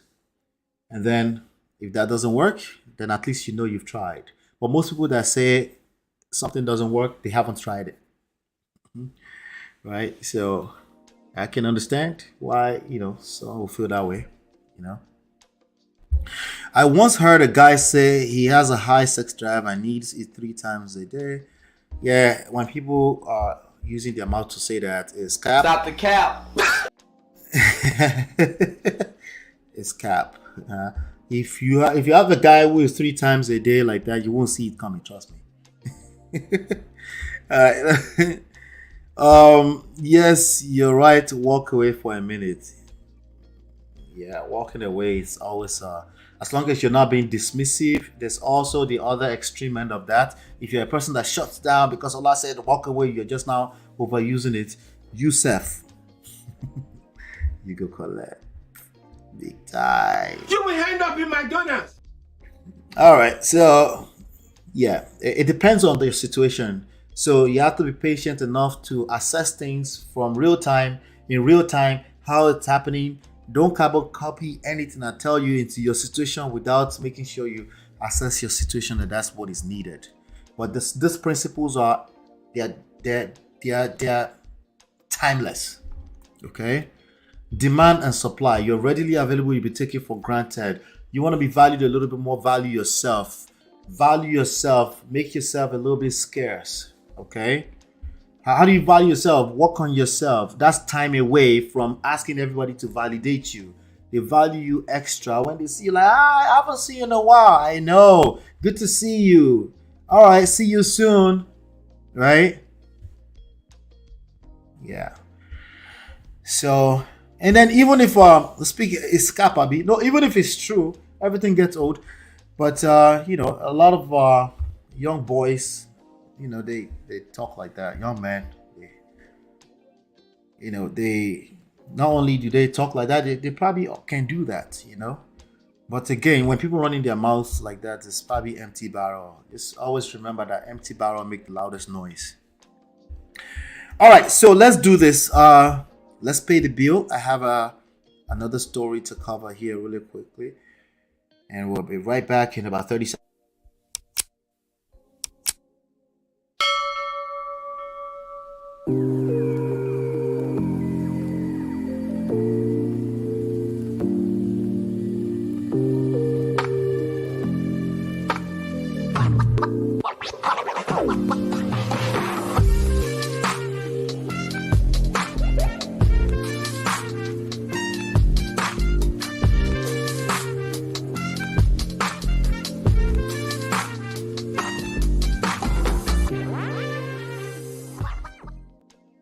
All right, welcome back. Let's talk about Korra Obidi. All right, so shout out to Jadi Osas. Stumble into a video every now and then. She played this video earlier of Korra Obidi complaining about being demonetized because of Justin. Let's play the video a little bit. Let's see what Korra is talking about. Korra is a young lady who had just gotten dragged through a very nasty divorce with her white husband, Justin Dean. They have 2 babies together, and she's a dancer, an artist, a singer. She's actually very good at what she does. Let's not front, right? She's actually very good. But apparently she got demonetized. Her page got demonetized, which is a big deal because she commands a lot of traffic. But let's play. But yeah, my page is demonetized right now. I'm not making anything from any live videos. It's $0 on the back end. Truth be told, it's taking a lot on my mental health. It's taking a lot because you guys know that this is one of my bread and butters here in LA, just coming live, sharing my life with you guys. And yeah, my page is demonetized. So that's that for about that. A lot of people have been asking how to help with the demonetization. I think that there's a time limit to it. It was a massive campaign against my page. Right now it is demonetized. So the way you can help me and support me is by sending stars. I appreciate the stars. And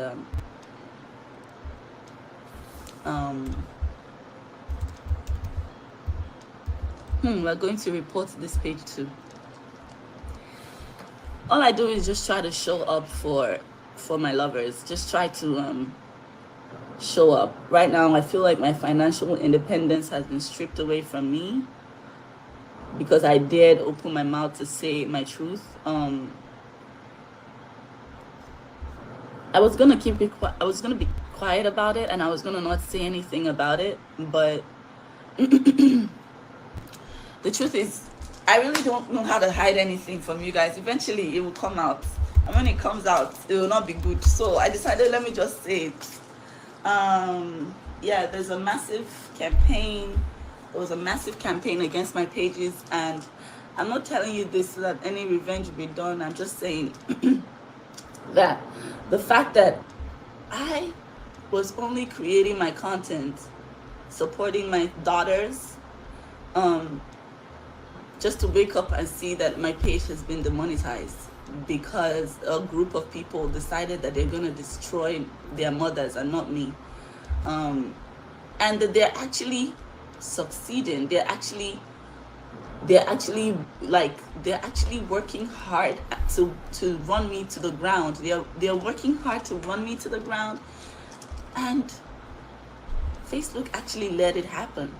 Like, Facebook actually demonetized me. No questions, nothing. It just demonetized me.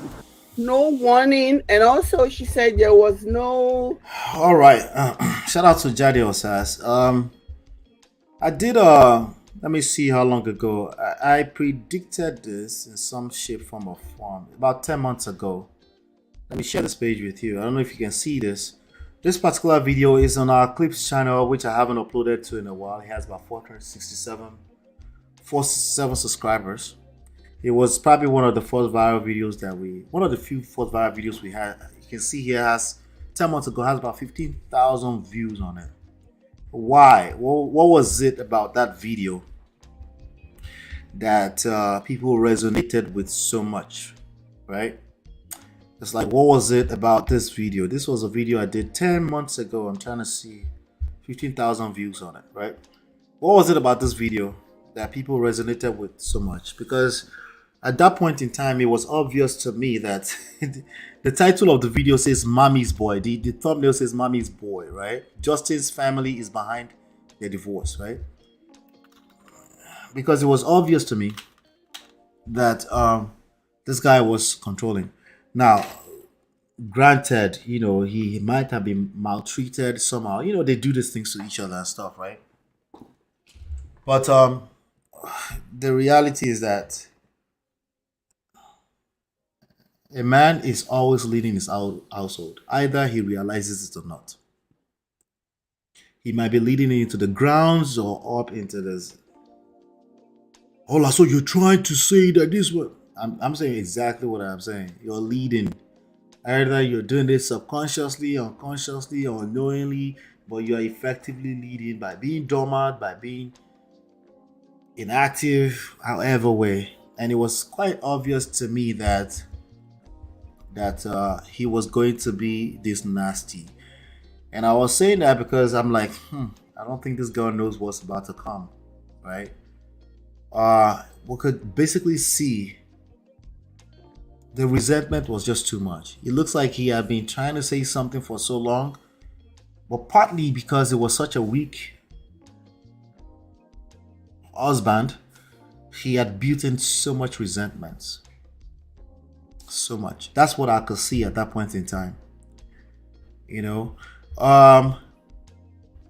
But also there's a place, part of weak people that operate from weak masculine energy are always controlling too. They don't understand power and influence. They try to use control. They try to use the rhetorics of right and wrong. You're just supposed to do this. You're just supposed to do that. So the longer they spend time doing the supposed to, the further away from the idea that this person actually wants to do this for you. You know? So it's kind of sad that she's going through this. We don't know if it's the one behind the monetization, but we know that there's a big gang behind him that's being stimulated, that's being sensationalized to go against this girl. So if you get her page demonetized, what about the children? What are you doing to the children in that case? Right? So it's kind of sad to see her going through this. It's very sad, but hey, in love and war, all is fair. I know many of you don't want to hear that, but in love and war, all is fair. Be careful who you decide to do life with. Okay? Do the work. The work doesn't stop after you get married. The work continues into the marriage. It's not about vetting rights. Actually, I'm starting to hate when people say vet right. The moment you meet a person, you start the work for the rest of your life. Just like you would have to do if this was just you doing life alone. Do you ever stop working on yourself? You don't. So what makes you think you will stop if you were in a marriage? Start working on yourself. Remember what I said, majority of the effort is you do what is right for you. That's majority of the work. People will mimic the level of self-respect you have for yourself. Now you have to consider the lagging effect, right? Because there's damages that has been created. You might say, but what did she do to herself that she's still collecting right now? You don't understand how massive it is. What we're talking about is like to change course is going to take a lot. You will try to do the right thing, start taking care of yourself, and then you'll be triggered back into overreacting, misbehaving, and then you have to start from ground zero again. Serious. Cheers, I can't stand this. His white trailer park behind. He has been trying to milk money from Korra, but has been unsuccessful. He wanted spousal support. The court refused. I think the court also refused both of them. They can't use their kids on videos anymore, which is damaging to the life, because I hate to say, I don't like putting kids on videos, but that has been their livelihood, right? It's a lot of people that get attracted to those videos because they see babies, like, oh, babies, right? Now she can't use that, but he's actively trying to destroy her. But I didn't do nothing to her. Well, maybe that's actually the problem. You're leaving her to the wolves to eat up. Like, I don't care what they do to her, they can eat her up. Well, as the mother of your kids. But you know, a weak male may not be able to comprehend what I just said. It's tough until it hits rock bottom. It's coming. Your ego collect big time. She's a grifter. There was another Nigerian lady, Miriam Shua, also married to some village Oyinbo man, then moved to permanent begging. Go and get a job instead of begging. Oh, then he tried to use the court to snatch the kids away from her so that he can get full custody and have her pay child support, and the court refused. Yeah, I've seen this before in my personal life. Men that do this, they will collect. They will. They don't see it coming when it happens, but they will collect. That guy in a baba wiri. Yeah, so he might say, but I didn't do anything to her. Well, maybe that's the issue. Maybe you should start. I keep telling people, if you have an ex-wife, an ex-husband, you're not helping yourself, maltreating them. You're not. Anyway, I'll go there here. He went back to court and asked the court again to have full custody and for the court to only allow him to film the kids. And the court said, hell, right. The court told that both of them can't film the kids. Well, she needs to learn how to be self-sustainable. She doesn't need the kids in those films. He doesn't seem to care about their kids anyway. All he does is put camera in their faces for views. Well, when two couples are going through this kind of mud, they're incapable of taking care of those kids emotionally, at least at an emotional level. Both of them, right? The obvious one is probably him, because it's like it seems like he's just willing to drag her, right? But both of them are not capable of taking care of those kids emotionally. This is probably why the court says, no, you can't film the kids. If the court had it in their power, they take those kids away from both of them. Are no longer allowed to film with the kids. She was already on her own, working on taking the kids away from the camera. He doesn't care about the kids, as he claims. All he wants is payback. He's vindictive. I think he actually wants to be vindicated more than the dollars. Emotions don't be anybody's mate, especially a weak male. That's not where you want to be as a man. When you're emotionally caught up and you can see beyond your emotions. No. Oh yes, I heard Korra saying she can't show. Yeah, she can't. Exactly, use them as a meal ticket. That was the only way to get major views. Korra just wants to co-parent in peace, but he refused. He acts like he wants peace, but Korra seduction works 100% of the time. Human beings care about, as long as the human being you're dealing with still cares about something, it works 100% of the time. The question is that, are you capable? Are you willing? Are you patient enough to find out what they care about, and then learn the skills to flip that in the direction, obviously some patience, because again, to change the course of a big ass ship in the middle of a big ocean, that's going to take time and process, right? But it works. But the question is, are you capable of being patient? Remember, you're also caught up in your own emotions. You feel like you're being wronged, so naturally you will overreact or react. Maybe it's even offensive to call it overreact, right? But you will react according to how, right? And typically reacting that way is these are actions you're responsible for. They will keep you in that same direction. Does that make sense?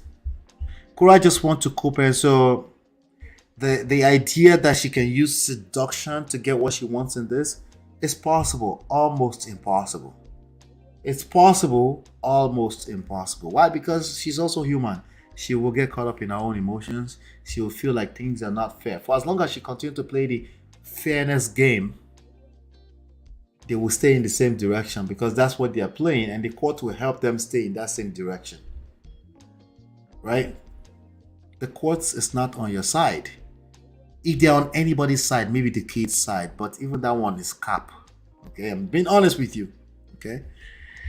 Because the court cannot care about your kids more than you. At the end of the day, those kids will become a number in a system, right? So they're going to use a blanket system to treat those kids like Jobba.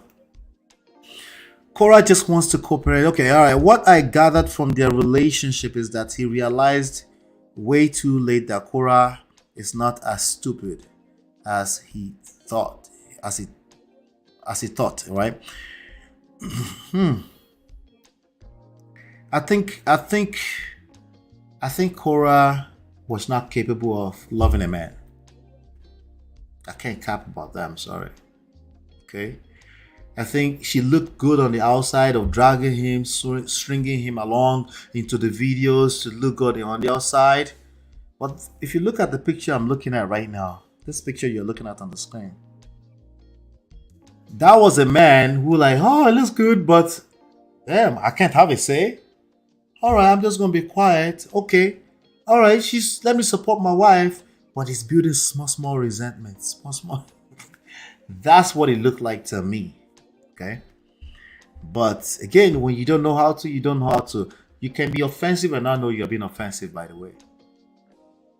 Okay. I prefer for the kids not to be on camera. Of course you prefer. Now your money. Is it your money they were making? They know how much money they were making with those kids. She does, at least. I don't think he knows how to make money online like that either. I think she knew how to make money online more than him. And I think she needs to refocus back on that and just work within the confinement of what she's able to do.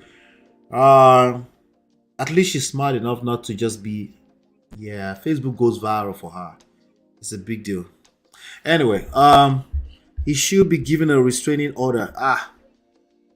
The kids that will suffer that, I don't know if you realize the kids that will suffer from that. If it's not hurting his kids, no, I disagree with this part, And unfortunately, the court cannot use indirectly hurting the kids. They can't do that either, Let's see here. Interesting. She says, Ola, she's good without filming the kids. Is the one who needs the kids to have views. She is into her music, dancing. All right. I hope so. But somehow she's demonetized because of his gang, right?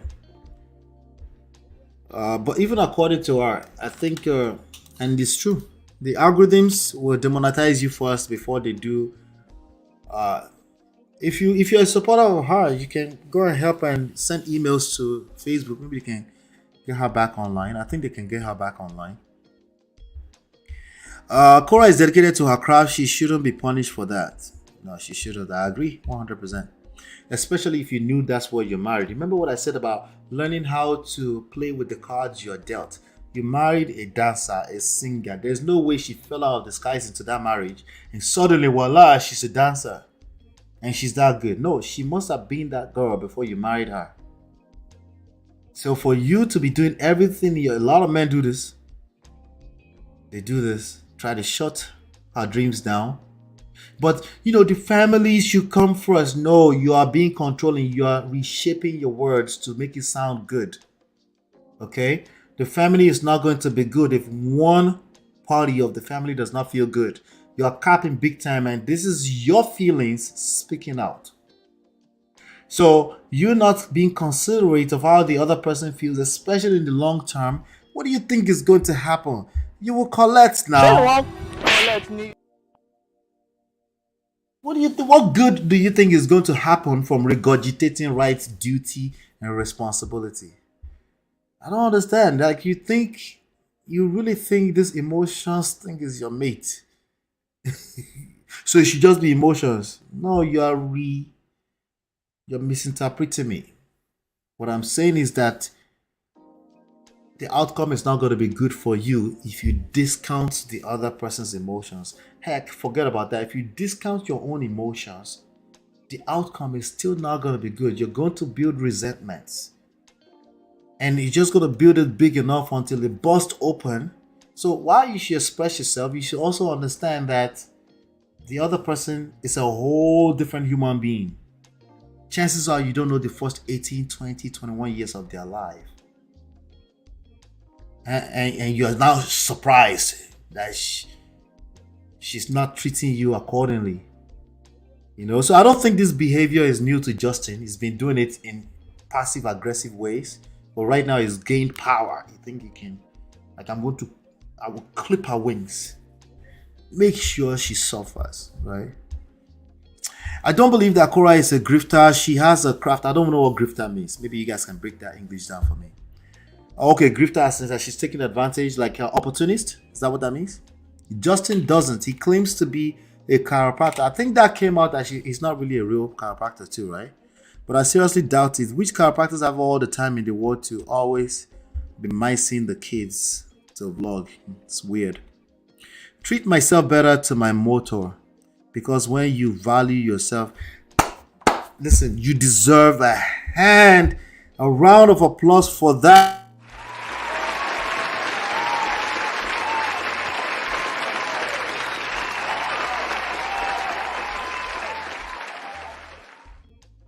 Please take care of yourself. If you have controlling behavior, if you're trying to force your wife into a lifestyle that's 1960, you don't love yourself. This is self-sabotaging behavior. Okay, you lack self-respect. So the family don't come first. It comes first. The way you are interpreting it is wrong. You're wording it with semantics and trying to interweave it with your feelings. If one of the parties don't feel right, it's no good.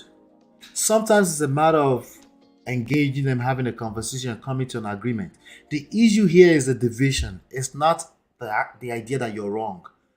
The division, like creating a dividing thing between you and your spouse, will always come out with the wrong outcome. It doesn't matter how right any one of the parties are. A house divided against itself cannot stand. So especially if you're a man, it's your responsibility to engage that person and get on the same page, whatever process that's gonna take, right? But if you're in the name, I gotta put my foot down, you will use your own hands to destroy your own home. It's 2023. That's part of the problem. You keep saying it's 2023. I know. You see these muscles will stress you. You go just collect for no reason. Calm down. Calm down. You got this. You have bigger powers than your loud mouth. Anyway, why do you think that she's not capable of loving a man? I don't believe that. You can't. She's not capable of loving a man. It's not an indictment. It's not an indictment. It's something that's actually very, very common. Okay. Loving a man. Let me think. Hey babe, what's up? Loving a man. It's that's another topic. Chi, don't get me started. That's another man. That's another story for another day. Okay, I might have to dissect that together, but it doesn't look like it. It doesn't look like it. Okay, because what started their episode is her being completely dismissive of him when he was trying to have a conversation. I don't know if you remember that. Okay, so yeah, our capability is not. It's not an indictment. I don't mean it to come up that way, but if you're not capable, you're not capable. And the results are the best indication of that. Let's keep going. Right? Results are our friend. It's a way for us to learn better. It's a way for us to say, hey, maybe there's something I missed, right? It's part of your journey, right? So, she said, no be my money, there's a lot of money that those kids are commanding. She's very, very smart when it comes to digital marketing. She knows, like, she's extremely smart when it comes to what makes she's somebody I will pay class. I will pay for the class. Come and teach me how to hack these algorithms, right? That part, right? So she knows, she's looking at the numbers when those kids are on the videos. She is. Trust me, she is. The guy is a hypocrite. Yeah, I don't think he's that capable of being a hypocrite. He's really who he is. He's a dangerous guy. He's always been a dangerous guy. You have to be careful with good men. All right? What is the title that I gave this segment, as a matter of fact? Let me show you the title that I gave this segment. This is important. Let's see. I gave it Korra Obidi versus the good guy. Right? Nice guys are dangerous. I'm telling you. They are. If you know what I mean. If you don't know what I mean, topic for another day. Okay? Right? They're coming from an authentic place. They really want to be good, but they do it at the detriment of their own self-esteem. So they build resentments to the point where they're just dangerous. They keep giving, and they don't know where to say, hey, babe, I love you when you do this for me. You just rub my back a little bit. Say it in a way that she actually loves to rub your back. That could be anything. It doesn't have to be rubbing backs. Okay? So he's not capable of loving a woman either. I don't know if you notice that in my rhetoric. Indy Tony said, what's this Korra? Korra is sex. It's sad that most of Justin's supporters are Niger women. Wallahi, when you both has brainwashed us, finish. Really? Is that the case? I only see this stuff when it comes on Jade or anybody posts them. I see them and I look a little closer. That is crazy. That's mostly Niger women. Why? What's the story behind that? Why are they supporting Justin? Because they think she's for the streets? She has 7 million followers. That's her coin. That's a lot of followers. Working towards our craft and our source of income got stripped from her. That's crazy.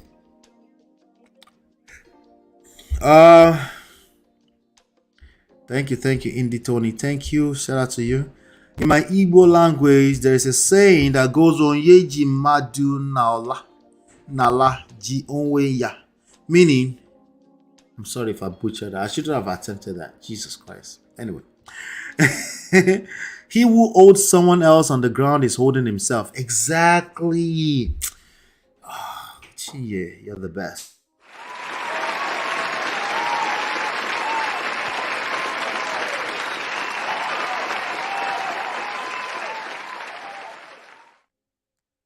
Exactly. Yeah. As Dustin, is that the name, Dustin or Justin? I didn't think it was. Justin is trying to hold Korra down to destroy her. He's holding himself. There is no peace for the wicked. Exactly. It's a great lesson. It's the biggest lesson of everything. You want more, you give more. I didn't say give and take more. You give more. But what if you keep giving and they don't give back to you? Give to yourself more. The answer is always give. It's give. Okay? You focus on take, you will take energy away from giving to yourself. You will strain yourself. You will stress yourself. Right? You need to engage your soft life. Start with yourself. Why did you do this to yourself now? You're interested in hearing this? Yeah, I don't know. I think I broke it down already. I think you're not capable. The result says it all. The results are all you need to know. But we will get to it. Trust me, we'll get to it. Let's see. Gomez says, I agree with you here. Anyone is capable of loving someone else in a romantic setting. Anyone is capable. Well, loving and in love are two different things. That sounds like you haven't read the 5 love languages. Loving and in love are two different things. I said loving a man. Everyone is capable of being in love with a man, if that's what we're talking about. Okay, in love with the man. That part, right? Yeah, everybody can do bulala. I understand. Okay, everybody can definitely do that one, or even just being in love. Even if you don't know bulala, anyone is able to be infatuated, right? And I'm not even talking lost. I'm just talking somebody tickles your fancy. You like them. Anyone is capable of liking. But when you're talking about loving a husband, that's a different ballgame entirely. That's skill set. And most people are not going into marriage with those skill sets. They can't even comprehend what we're talking about. Because there's no experience, there's no tests, there's no experience that will allow them to comprehend that. Okay. Another topic for another day. Why did she marry Trailer Trash according to the someone in the comments? Why do Nigerians marry below their station when it involves Oyinbo? Because Oyinbo to us is like, we get accused of this all the time and there's a lot of truth to it. Right? Assimilating with Oyinbo Pepe, right? Without even thinking things through, right? Without understanding the oppression aspect of things. Topic for another platform. Let's just leave that alone. But it's true. We've internalized it and we do it at every aspect of life. All right. Like me, I'm stubborn when I get angry. Rono. Afi, Rono.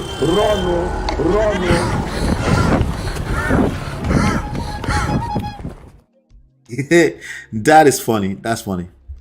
YouTube will make this move quick. Zex, yes. They're just hating on her so bad. You actually tried well. I tried as small. Thank you, Oshe. Thank you. I appreciate that. If Mr. Ola didn't marry his wife, he would have married an Igbo woman.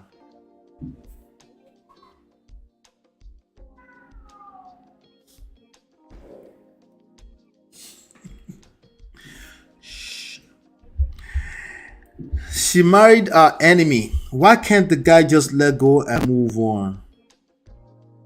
Resentment, the vindictive spirits, the people that claim to have loved you the most, when they have this vindictive thing going through their veins. That's why I said, hey, if you smell anything that sounds like controlling behavior, it doesn't mean you should run.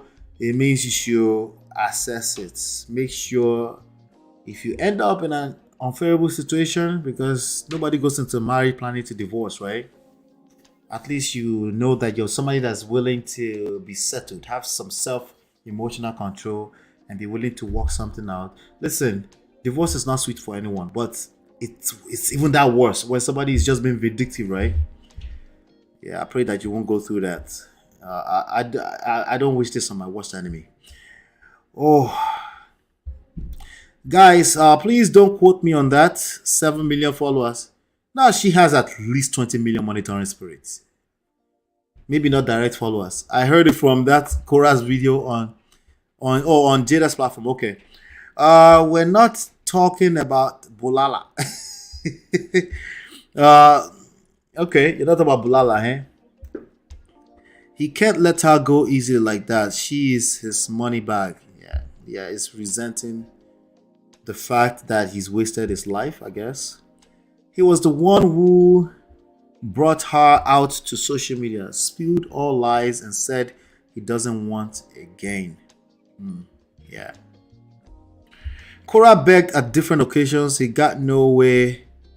Yeah, no begging. Begging doesn't work. Begging is not seduction, by the way. Begging or asking or over apologizing or saying I'm sorry, that's not seduction. That's actually anti-seductive behavior, just so you know. Just in case you didn't know. Oh, you should just say I'm sorry. That won't ever works. Barely ever works. Okay. All right. If you apologies are you need skills behind apologies to make it work. If it's even part of the equation at all, right? So yeah, begging doesn't work. Sorry. It actually makes you look weak. It makes the other person start to like, is there something else I should watch out for?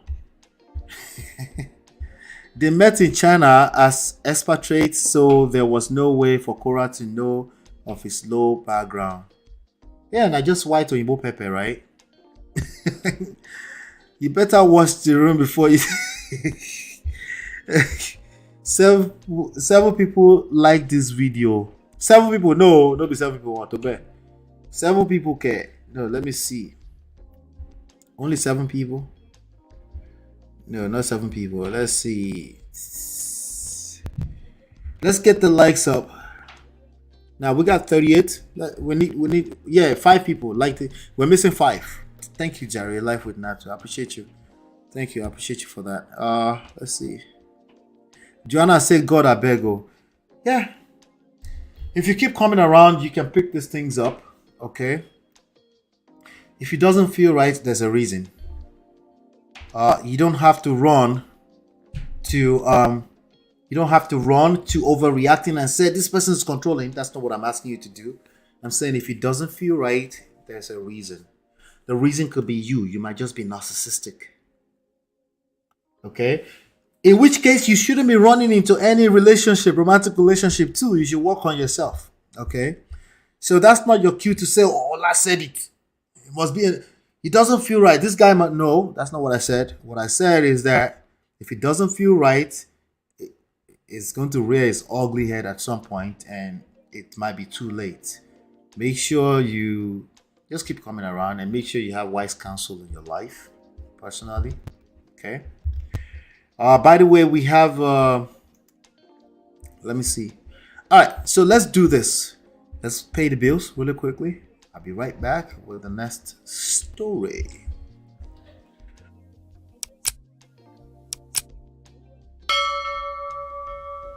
All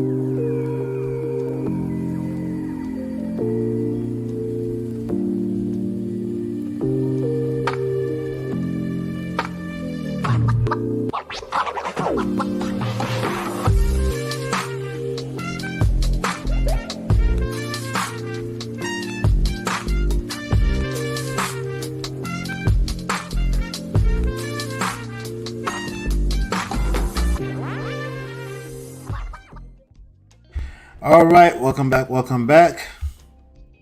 Let's talk about Uti Nwachukwu.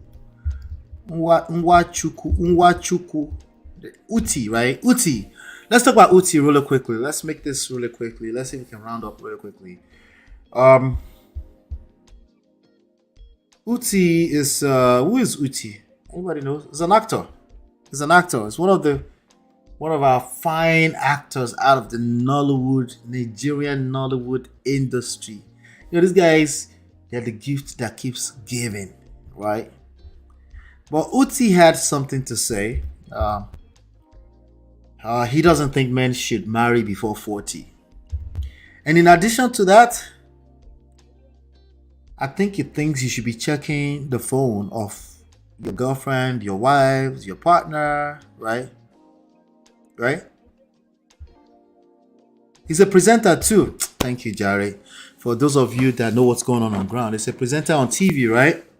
He's an entertainer, right? But we know him as actor, right? She says an actor that I haven't watched in a while, that there's been rumors for a long while that he's a gay. That one no concern me, yo. But anyway, I watched him on this Toke Makinwa show. Shout out to Toke Makinwa for this content. We're going to react to it, right? And he had some interesting things to say. I thought we should review it and see if we can learn some lessons from Uti. You know, all of them, they have things to teach us always, right? Is he battling for the same team? It doesn't sound like it, but we can't tell on these videos. I don't think it matters too. That's their personal life. But let's play this video. Let's see. Business marrying before 40. Trumps to every rule. Okay. Do you understand? There are some people that monogamy will work for when they are young. But the average person, I've always said, I don't think any man has any business marrying before 40. To me, it doesn't make me right. Between 35 to 40, I'll say 35 to 40. He said, okay, so he said between 35 to 40. He doesn't think any man have any business getting married before 40. Why is he saying this? Can you guess why he's saying this? What do you think he's saying this? Right? Oh, it doesn't matter why he's saying it. Is it just true? Let's keep going. For women, apart from those that are afraid of their biological clock, but then again, how many children do women want these days? And please, there's technology these days too, so whatnot. I don't think so. There's technology these days. People can have babies at any age. Janet Jackson, after all, had a baby at 50, right? So is that enough justification to, you know, technology? And by the way, are they free? How much is what they call that thing that Mrs. Igodalo used to do? What's her name again? The lady that passed away not too long ago, last year, like during COVID, right? What's the name of that procedure that they do for people to have babies? She used to advocate. She had like a charity that was doing it for women that had issues with fertility, right?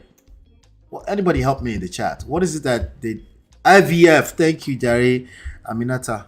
Shout out to Aminata. I've seen that name for the first time. Shout out to you. Yeah. Is that... How much are those things? Are they cheap? Right? You know, there's technology these days. Everybody just wait till 35, right? And also, IVF is 30,000. Is that dollars, Abinera? Dollars. IVF is $30,000. There are 200 million people in Nigeria. Not even most. Can 50% of Nigerian women, let's say about 75 million of them, can they afford $30,000 for IVF? Let's say about, most of them are young, right? Can they afford it? Right? Because he's suggesting there's technology. Because there's technology, just wait until you... Now, he's talking about people that should deliberately wait. I'm not talking about people that are circumstances. It just hasn't happened. That's not what I'm talking about, right? I'm talking about people that he's advising, like, you have no business going near marriage until you're 35, 40 if you're a man, or you're 30 years old as a man. Right? Let me guess why he said it. I think he's saying this because as a person gets older, their way of thinking changes. Just my thought. Yeah? That's part of it. That's a nice way to put it, Gomez. Right? I think he's saying that because he's over 40, he's not married, particularly. That's not a nice way to say it. I admit. Okay? But as you get older, the way you said it's almost like people are getting wiser. In this topic, not necessarily. I think people justify their circumstances as they get older, right?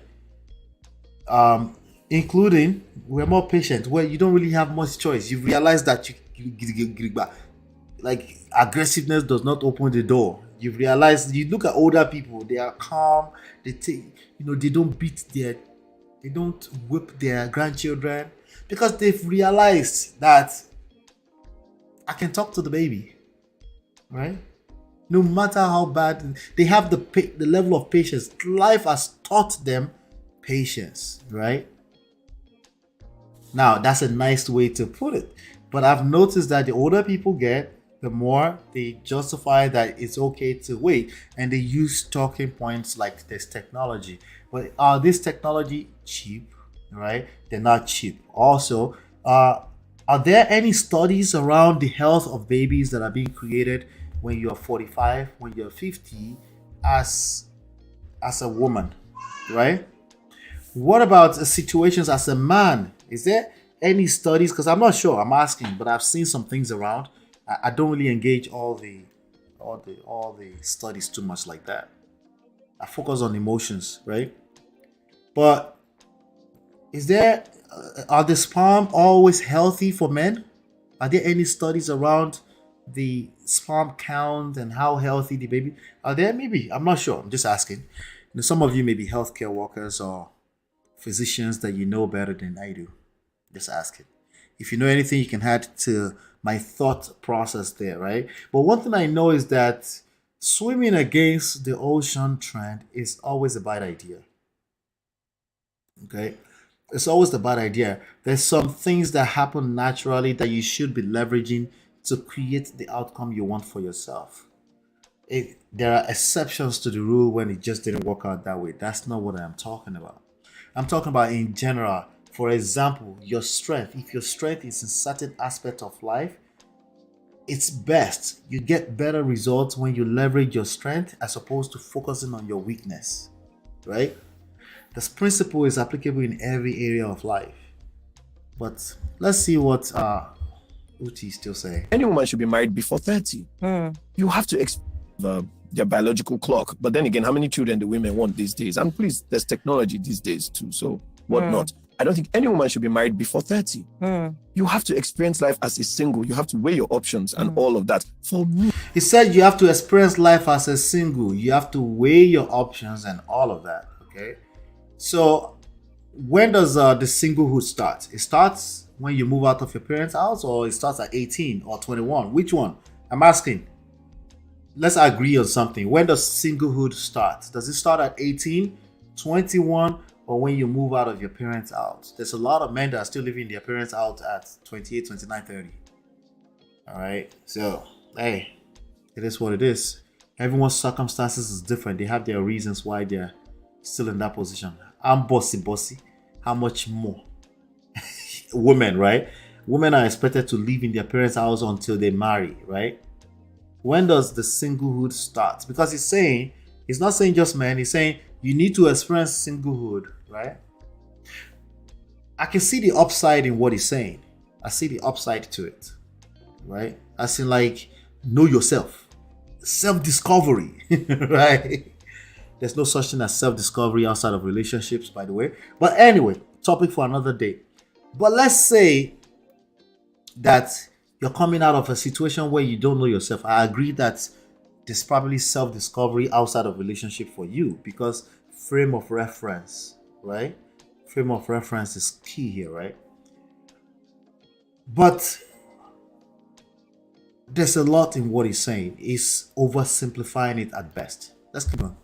Leave the spiritual contract out of it. The same way I would say leave a government contract out of it, because marriage is a contract between you, me, and God. The same way we say leave spiritual. So marriage is not a contract. People keep saying that. It's not. People that tend to say that, they're coming from a particular standpoint, a mindset, right? As a fact of facts, yes, that you will sign a license, a marriage license, between you, the other person, and the government. But in reality, it's more of a covenant. You know, contracts by definition have a consideration to it, a price, and they have a term, right? That means there's a period of time. Oh, but the period is till death do us part. Well, that's not term. Like even when you're talking about term life insurance, that's not term. Term means term. A period of time, regardless if you're here or not, it's term. You set a time, right? Till death do us part. That's no longer a contract. That's more so a covenant. Even by way of definition. Forget definition, right? In reality, right? So there's no amount of time you call marriage a contract that will make you escape the work you need to do to learn how relationships work. It has become a talking point to avoid the important work that's necessary for your own good, not even for the other person, for your own good, to learn how to give in relationships, learn seduction, learn power, learn attraction, learn emotional intelligence. There is no amount of time you call marriage a contract that will negate the magnitude of how much you need to engage emotional intelligence as a lifetime student. You can try to turn this to exact science all you want. Every time it will fall on his face. Adding God to it. No. Hello. No, that's what I'm saying. Between me and you for this leave earth. contract, leave agreements. Leave agreements. Yeah. If you don't want to commit to somebody, don't make it official, whether in the presence of God, whether in the presence of the government, whether in the presence of your family. Once you agree, see, integrity is integrity. There is no excuse. There is no, I'm zero tolerance for, that's why gray area is hard for me. That's why he's single. Gray area is hard for him. Everything is black and white. Okay? That's a big deal. It's a mindset. It drives everything, how you move in life. When you say gray area is hard for you, black and white, it's another way of saying my tolerance level is not where it needs to be. Right? It's either you're on my side or you're not on my side. There's no stories. Don't tell me stories. Yes or no, yes or no. Yes or no, yes or no. Right? It's a mindset. Right? And with that mindset,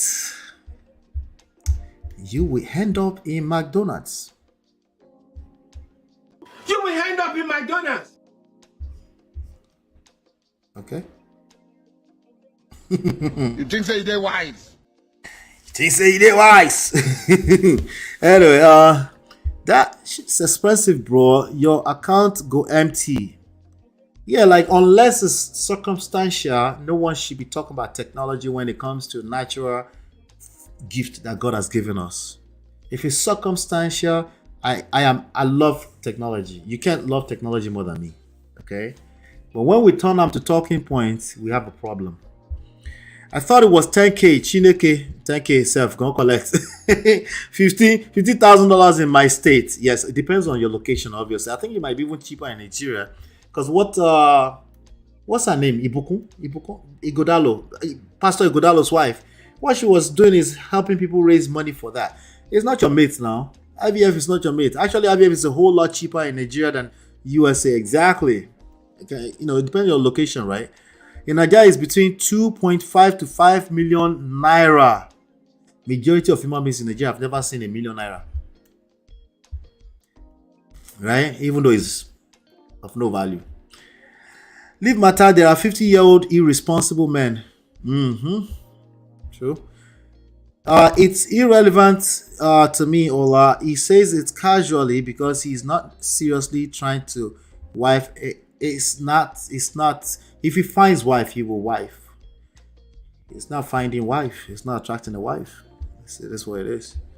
I don't think anybody just not want to marry. They're not finding a wife. He that finds a wife finds favor, isn't it? Right? So no, if you want wife and you just choose it, no. That's cat big time. If you don't want to be married, that's a different topic entirely.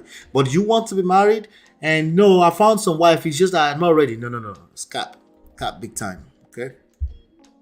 A lot of people leave the USA and go to Nigeria for IVF. That's a very educational point to make, Princess, by the way. Just in case you find it too expensive and circumstances says that there's infertility issues, you might want to consider that. I think there's a lot of very brilliant medical practitioners in Nigeria, by the way. You just have to ask around. Cameroon in particular, that video of that guy who was treated for cancer, another YouTuber guy, I forgot his name now. That was a very inspirational video about how there's some smart, very intelligent people in Nigeria. Cameroon in particular is less than 10K and it's effective. That's a good one. That's a good one. See how this is leading into some good stuff. You need all the strength and energy in raising these children. Exactly. Thank you for saying that. See, I knew somebody was going to help me out with that. Let's see what's going on here with my signals. What is going on with my signals? Come on, let's get the signals up. Let's get the signals up. Come on, Xfinity. What's going on? Let's see.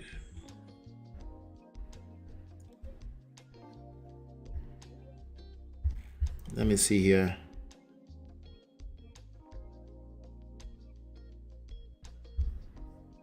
Anyway, now can you guys still hear me, by the way? Looks like my signal is low for some reason. Did I stress out my internet? These people. Okay, we should be good now.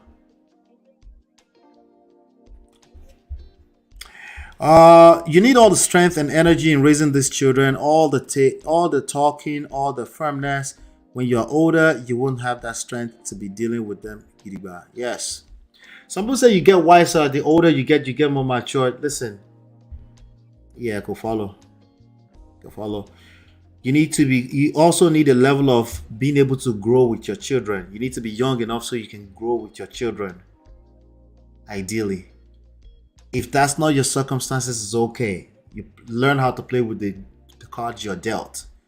But don't buy into just wait for no reason. No, don't buy into that. Okay? You don't have to. Okay? You need to be able to grow with your children at some level. Let me look at what's going on here with this signal, just to make sure I'm not talking to myself.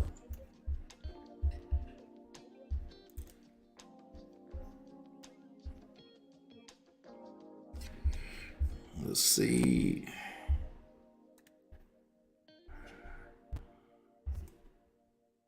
Okay, you can hear me. Perfect. Thank you. I appreciate that. I needed to see that.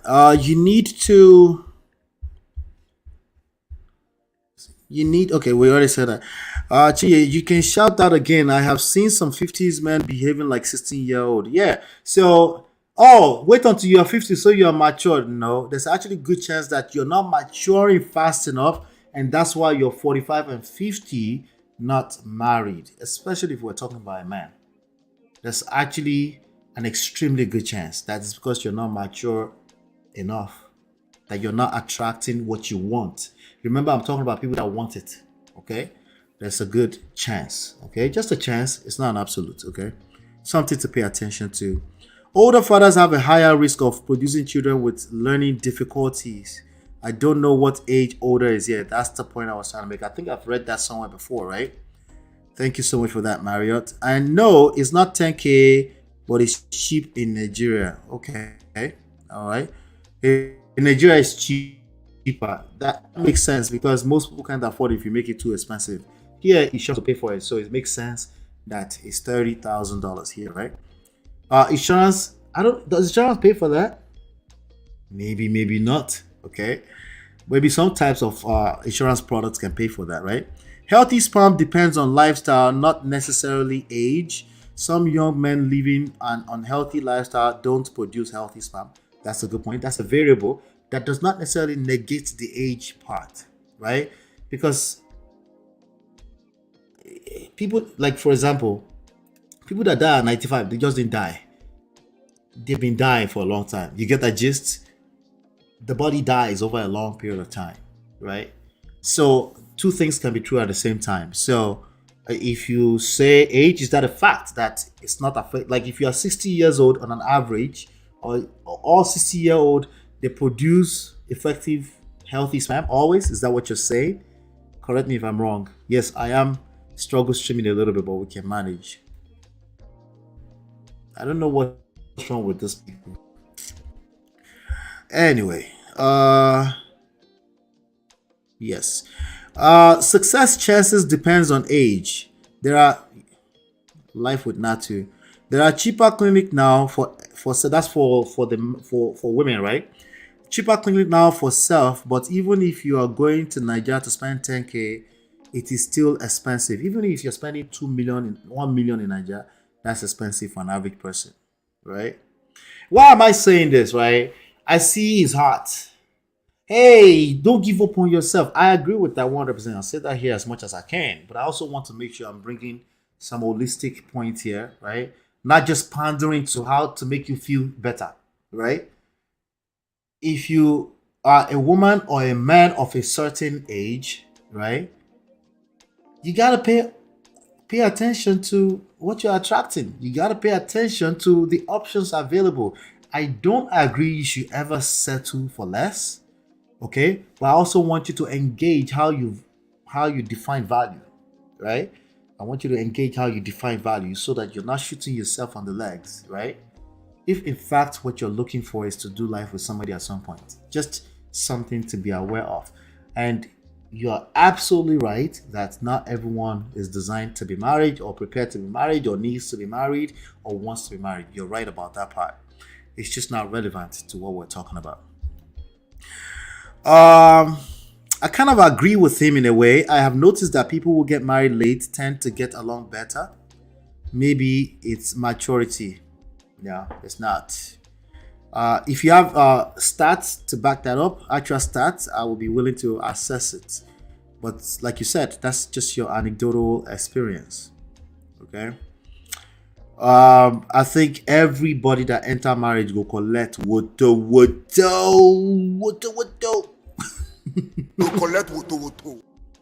Before it gets better.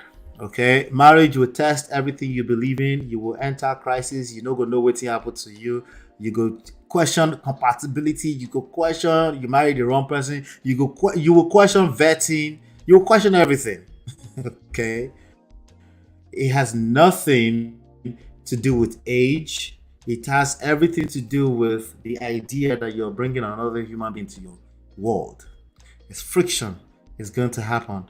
The older you get, I can tell you for free, the less the level of tolerance you're able to accord or grace you're able to give, because you're used to being alone. You're used to not having to compromise, right? Right? Now, is that an absolute? It's not an absolute either.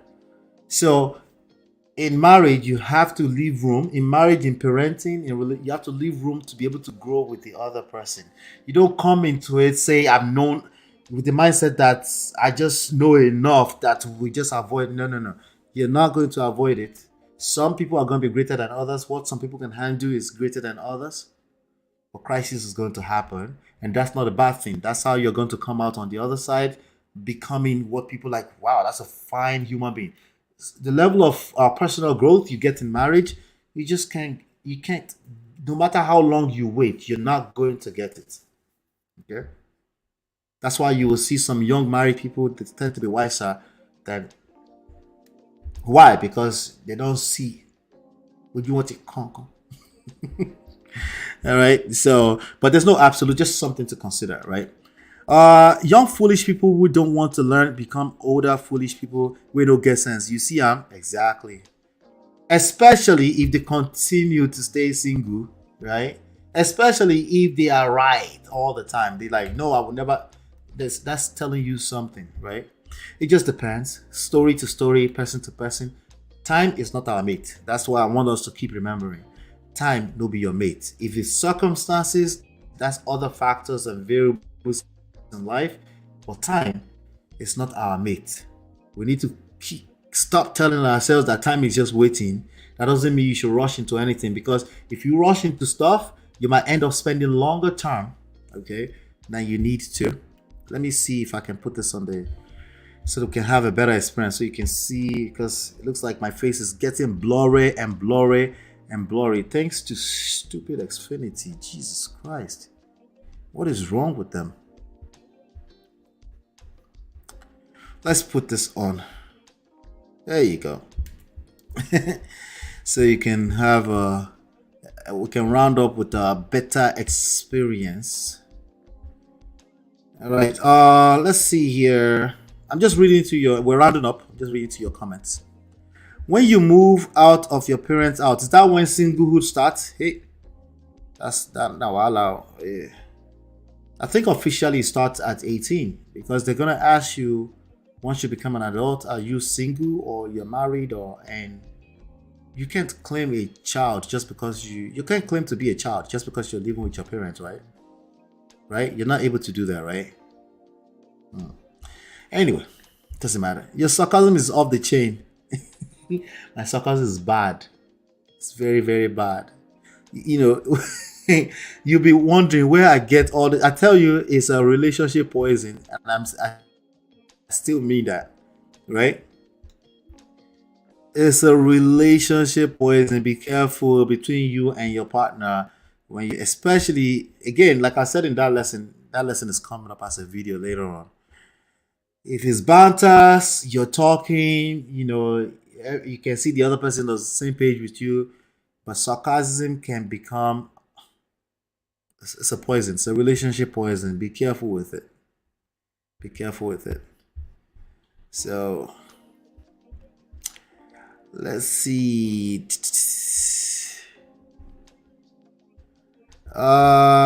We have 40 years old babies, so see, exactly.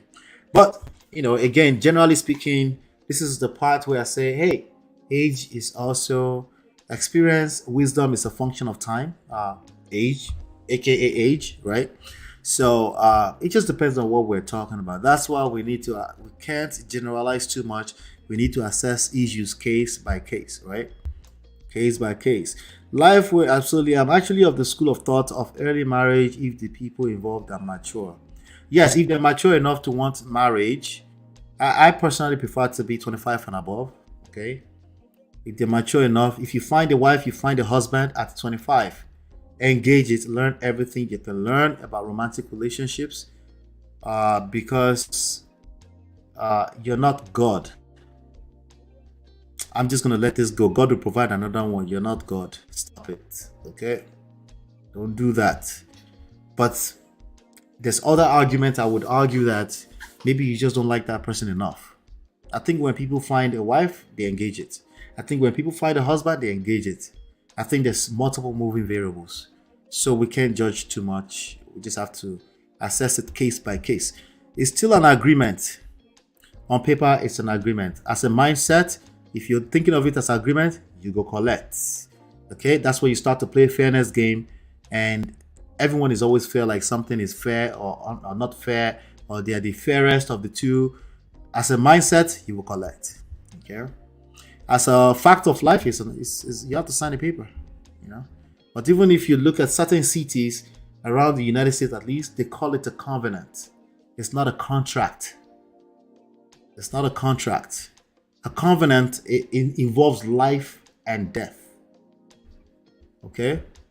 It's not something as simple as, oh, we can just disconnect. Well, people are disconnecting. You see where it's ending them up, right? That's why you are still single and available. Please tell him. Tony, I was nicer than that. Come on. Yes or no? Life doesn't work like that. There's a need to be a little bit open-minded. Always keep an open mind. Exactly. Yes, we can hear you. Okay, you can hear me earlier. Insurance pay in some states in the USA, yes. And I think it depends on what type of insurance product, right? Insurance doesn't. Yeah. If insurance is paying for that, it can't be some kind of it can't be anything close to welfare or your job is paying for it. It must be you're paying some kind of extra premium for that. Insurance do pay in some states. Make sure you verify with your insurance. States like New York do cover IVF. Please do. Okay, all right. That's a good point. That's a good point. You just never know, right? Maybe the law has changed. I did mine in New York about 12 years ago, not covered by insurance. Wow. So it depends on the product too, right? That your company purchased for you and all that kind of stuff. There's a lot of things we don't know, and the insurance companies take advantage. Okay, that's a good point too. Ask around. Wow, that's good because that stuff is expensive. Yeah. That's good to know. I'm not 100% sure that it's covered. Yeah, if it's that expensive, there's a good chance that your typical insurance will not cover it. You know, insurance is a business and they want to maximize profit, even more so. Okay. You want to see my face? Okay, I think you can see my face now because the internet is back a little bit stronger. I just still want the video to look funny later on. Let's see. All right, there you go. It's better, right? Yeah, the internet was acting out of character, so it was all blurry. Let's see here. So very, very expensive. I had some friends that end up going to Mexico and the Bahamas. Lots of people going to South Africa. So think about, even not just, if you're not paying with money, you're paying with kind. You're paying with some kind of effort, some kind of inconvenience, right? If you can do it naturally and grow with your partner, why would you want to do it another way, the other way around? Like, why? Why would you want to do that? Why? Because people are struggling in the dating scene and they're looking for easy route out. They're looking for talking points, black and white talking points to escape the real issue. And could it work? It's not going to work. I'm going to ask you this before I let you go. Has any lady ever tested, or has your partner ever tested your loyalty? And if they have, share with me what they used to test your loyalty and how you reacted. Did they cheat on you? Did they? Oh, do you mean by that? Yeah, like loyalty. I mean, cheating. Wait. Don't say it. Did he say it already? Can anybody guess what happened to Uti? Anybody want to guess what happened to Uti before we round up? I don't want you to be judging or prejudging people around, but I just want you to be able to see some things from afar. Okay? At least you know what you're dealing with. You know, you understand humans better. The way everything I say to you on this platform is a function of my filters. Things I believe in. You should never take them as absolutes. You should process them yourself. Okay? Assess it and then learn application to your personal life. Right? Anybody want to guess? You don't collect, right? What you collect? Right? Anybody want to guess before I play the rest of it? I'm rounding up. I think you guys heard that. He shocked you. I think you heard it. Somebody's about to cheat. Anybody heard that part? You didn't hear it, right? I stopped it. I think I stopped it ahead. I think it was about to tell us. Right? Has anybody taken advantage of him or something like that? That question. Anybody? Let's go back a little bit. If they have, share with me what they used to test your loyalty. Have they tested his loyalty? She's trying to ask if he don't chop breakfast woto before. Anybody want to guess? Now I'll guess. Why are you laughing now?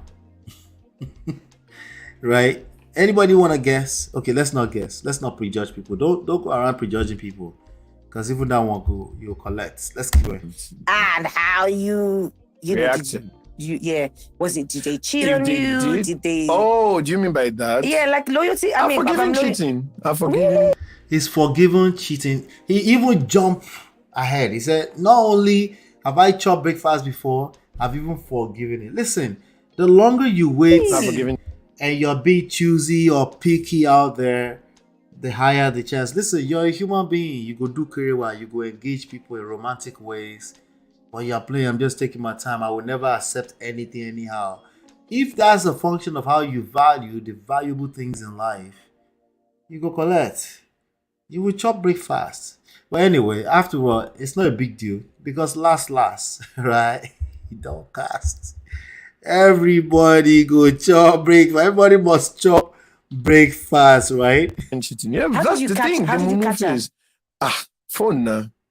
You went through her phone? Yes. That's why won't invasion of I? privacy. Why are you I agree, but it's good. If I didn't, I would have been going through an ugly marriage now.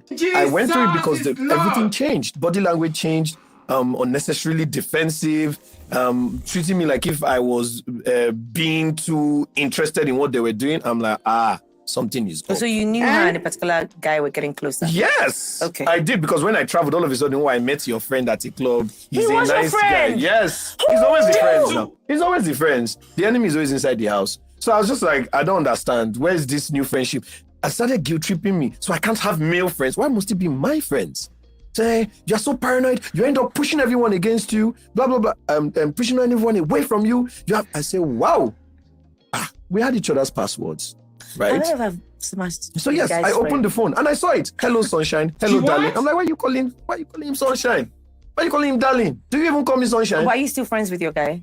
That my friend. Of course not. Okay. Why would I be friends with that then kind I'd of have been like, your person? loyalty was one-sided. Both of them had to go. No, but then I forgave that on 2 occasions with the same person. It was after the second time, and that's why I'm saying that. And I was 35 then. And that's a very sensitive age for both men and women. At that age, you're willing to settle, you're weighing your energy from your 20s. Yeah. With the experiences of life, you are no longer as strict as you used to be. You're trying to tolerate some of the things, all that you were saying. You're trying to learn to tolerate and to be more forgiving. And you're like, you've learned that life is not so perfect. No relationship is perfect. So you end up tolerating a lot of BS. So I forgave the first time. I'm going to say this about your ex. I applaud her because she's a strong woman. If a man catches me. All right, let's leave it at that. I think we've heard enough. Okay. I think his situation is circumstantial. It is what it is. It's becoming more and more of a thing, and we have to engage it and talk more. We need to keep having a conversation. If you're noticing it everywhere, it's time to talk about it. It's not just, we can't keep saying circumstantial. We have to talk about it. We have to we need to engage what could be the issue at a personal level, right? Because it's dangerous to start to say everybody should just wait to 35, 40 as a way to solve the problem. That's not going to solve the problem. You have to start. You're going to have to start at ground zero like everybody else. No matter when you decide to marry, you have to start at ground zero like everybody else. You'll be tested. It might be more difficult for you. A lot of things are going to be more difficult for you, like the biological aspects of these things will be more difficult for you. The emotional centeredness, tolerance level, that's going to be more difficult for you. Wisdom don't come from lack of experience. It comes from it comes from experience. Wisdom, right? Wisdom comes from experience. Maturity comes from age, but that's just one of the variables. It also comes from experience. Failing. That's why the idea that everybody go chop breakfast is not necessarily a bad idea. Failure is where you gain wisdom, you gain maturity, you learn more. But if you're not playing in the game, if you're hanging out on the sidelines and you're observing the worst and the worst of the stories that the internet has to offer, you will end up in the poto. And then the work you have to do will be that much greater. Mario says again, he doesn't want to wife anyone. I think he would like to wife someone. I think he's afraid. Men are the gatekeepers to marriage. Want for now. No, there's no such thing as no one for now. It doesn't exist. He doesn't want. Maybe he's afraid. Yes, you could say that. But for now, the for now part, remove it. If he finds a wife, as far back as 10 years ago, he will be wifing it up, right? If he's capable. And like it sounds like he just said, right? He was weighing marriage at one point and then breakfast like that. It doesn't matter how strong of a human being you are. That would tamper with everything you believe in, right? To mess with you. It's a very difficult it's a very difficult thing. For us to get the closer we get into the individual, the closer to accuracy. We're just generalizing to the best. We're speculating a little bit here, right? But I think there's a lot that he said that aligns with my rhetorics, right? The first thing he said, I don't see gray area. Well, that's when people are trying to solve emotional issues with exact science, they will start saying things like, I don't see gray area.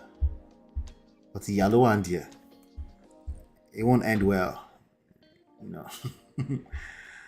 In terms of you just waste time. At some point, you will need to engage the fact that relationships, romantic relationships, dating, marriage is 100% a move of faith. There's no way around it. And if you don't trust yourself, if you don't trust your self-development efforts, it makes sense that you are afraid of everything external.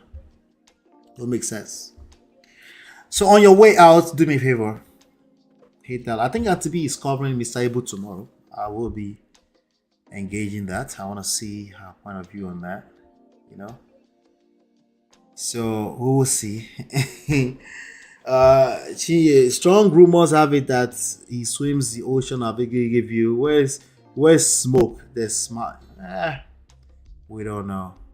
So there are deeper issues than he's wanting to. That's what I'm saying. There are deeper issues anyway, you know. And all you have to tell me is that you see life as black and white, no gray area. Before I know that, brother is being emotional, sisterly is being emotional. They see life as yes, no, blah, and they are actively trying to push against the idea that life is a spectrum, rainbow, all different types of colors. And when you have a problem with that, you try to solve that problem by saying, "Oh, let me just tell myself it's black and white." Now lie, you go collect. Yeah, he's afraid. The longer you wait around, the more afraid you're gonna get. You're gonna have experiences that are not favorable, especially if you've been solving that problem by calling things black and white. And every time somebody don't fall into that black and white box, you resent, and then it just gets worse. You know, it just gets worse. So what's the ultimate solution here? This relationships, you're going to need these skills regardless if you're in a romantic relationship or not. You're going to need them: power, seduction, attraction, emotional intelligence, patience, love. Never mind marriage. Marriage is a function of your understanding of all these things. Okay, once you understand that, you'll be fine. You can download the books, these books, www.loveandprestige.com.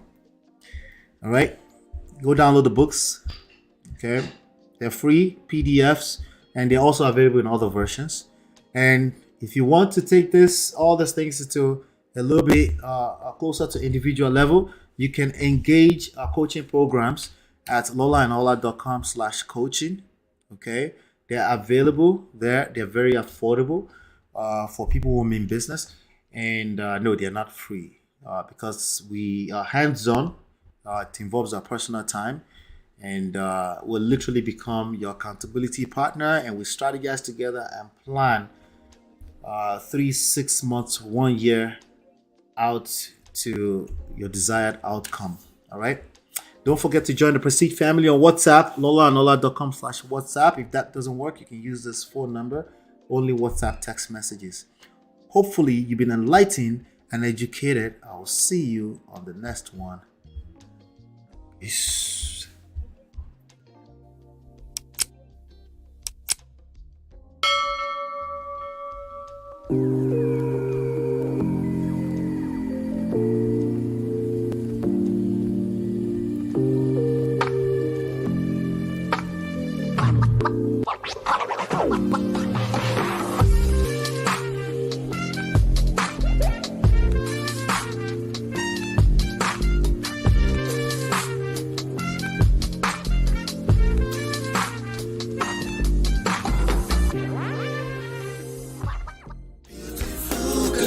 It's your love that I've been missing. I miss all your hugs, your touching and kissing. Make love on the floor, the couch in the kitchen. One love enough, we done enough.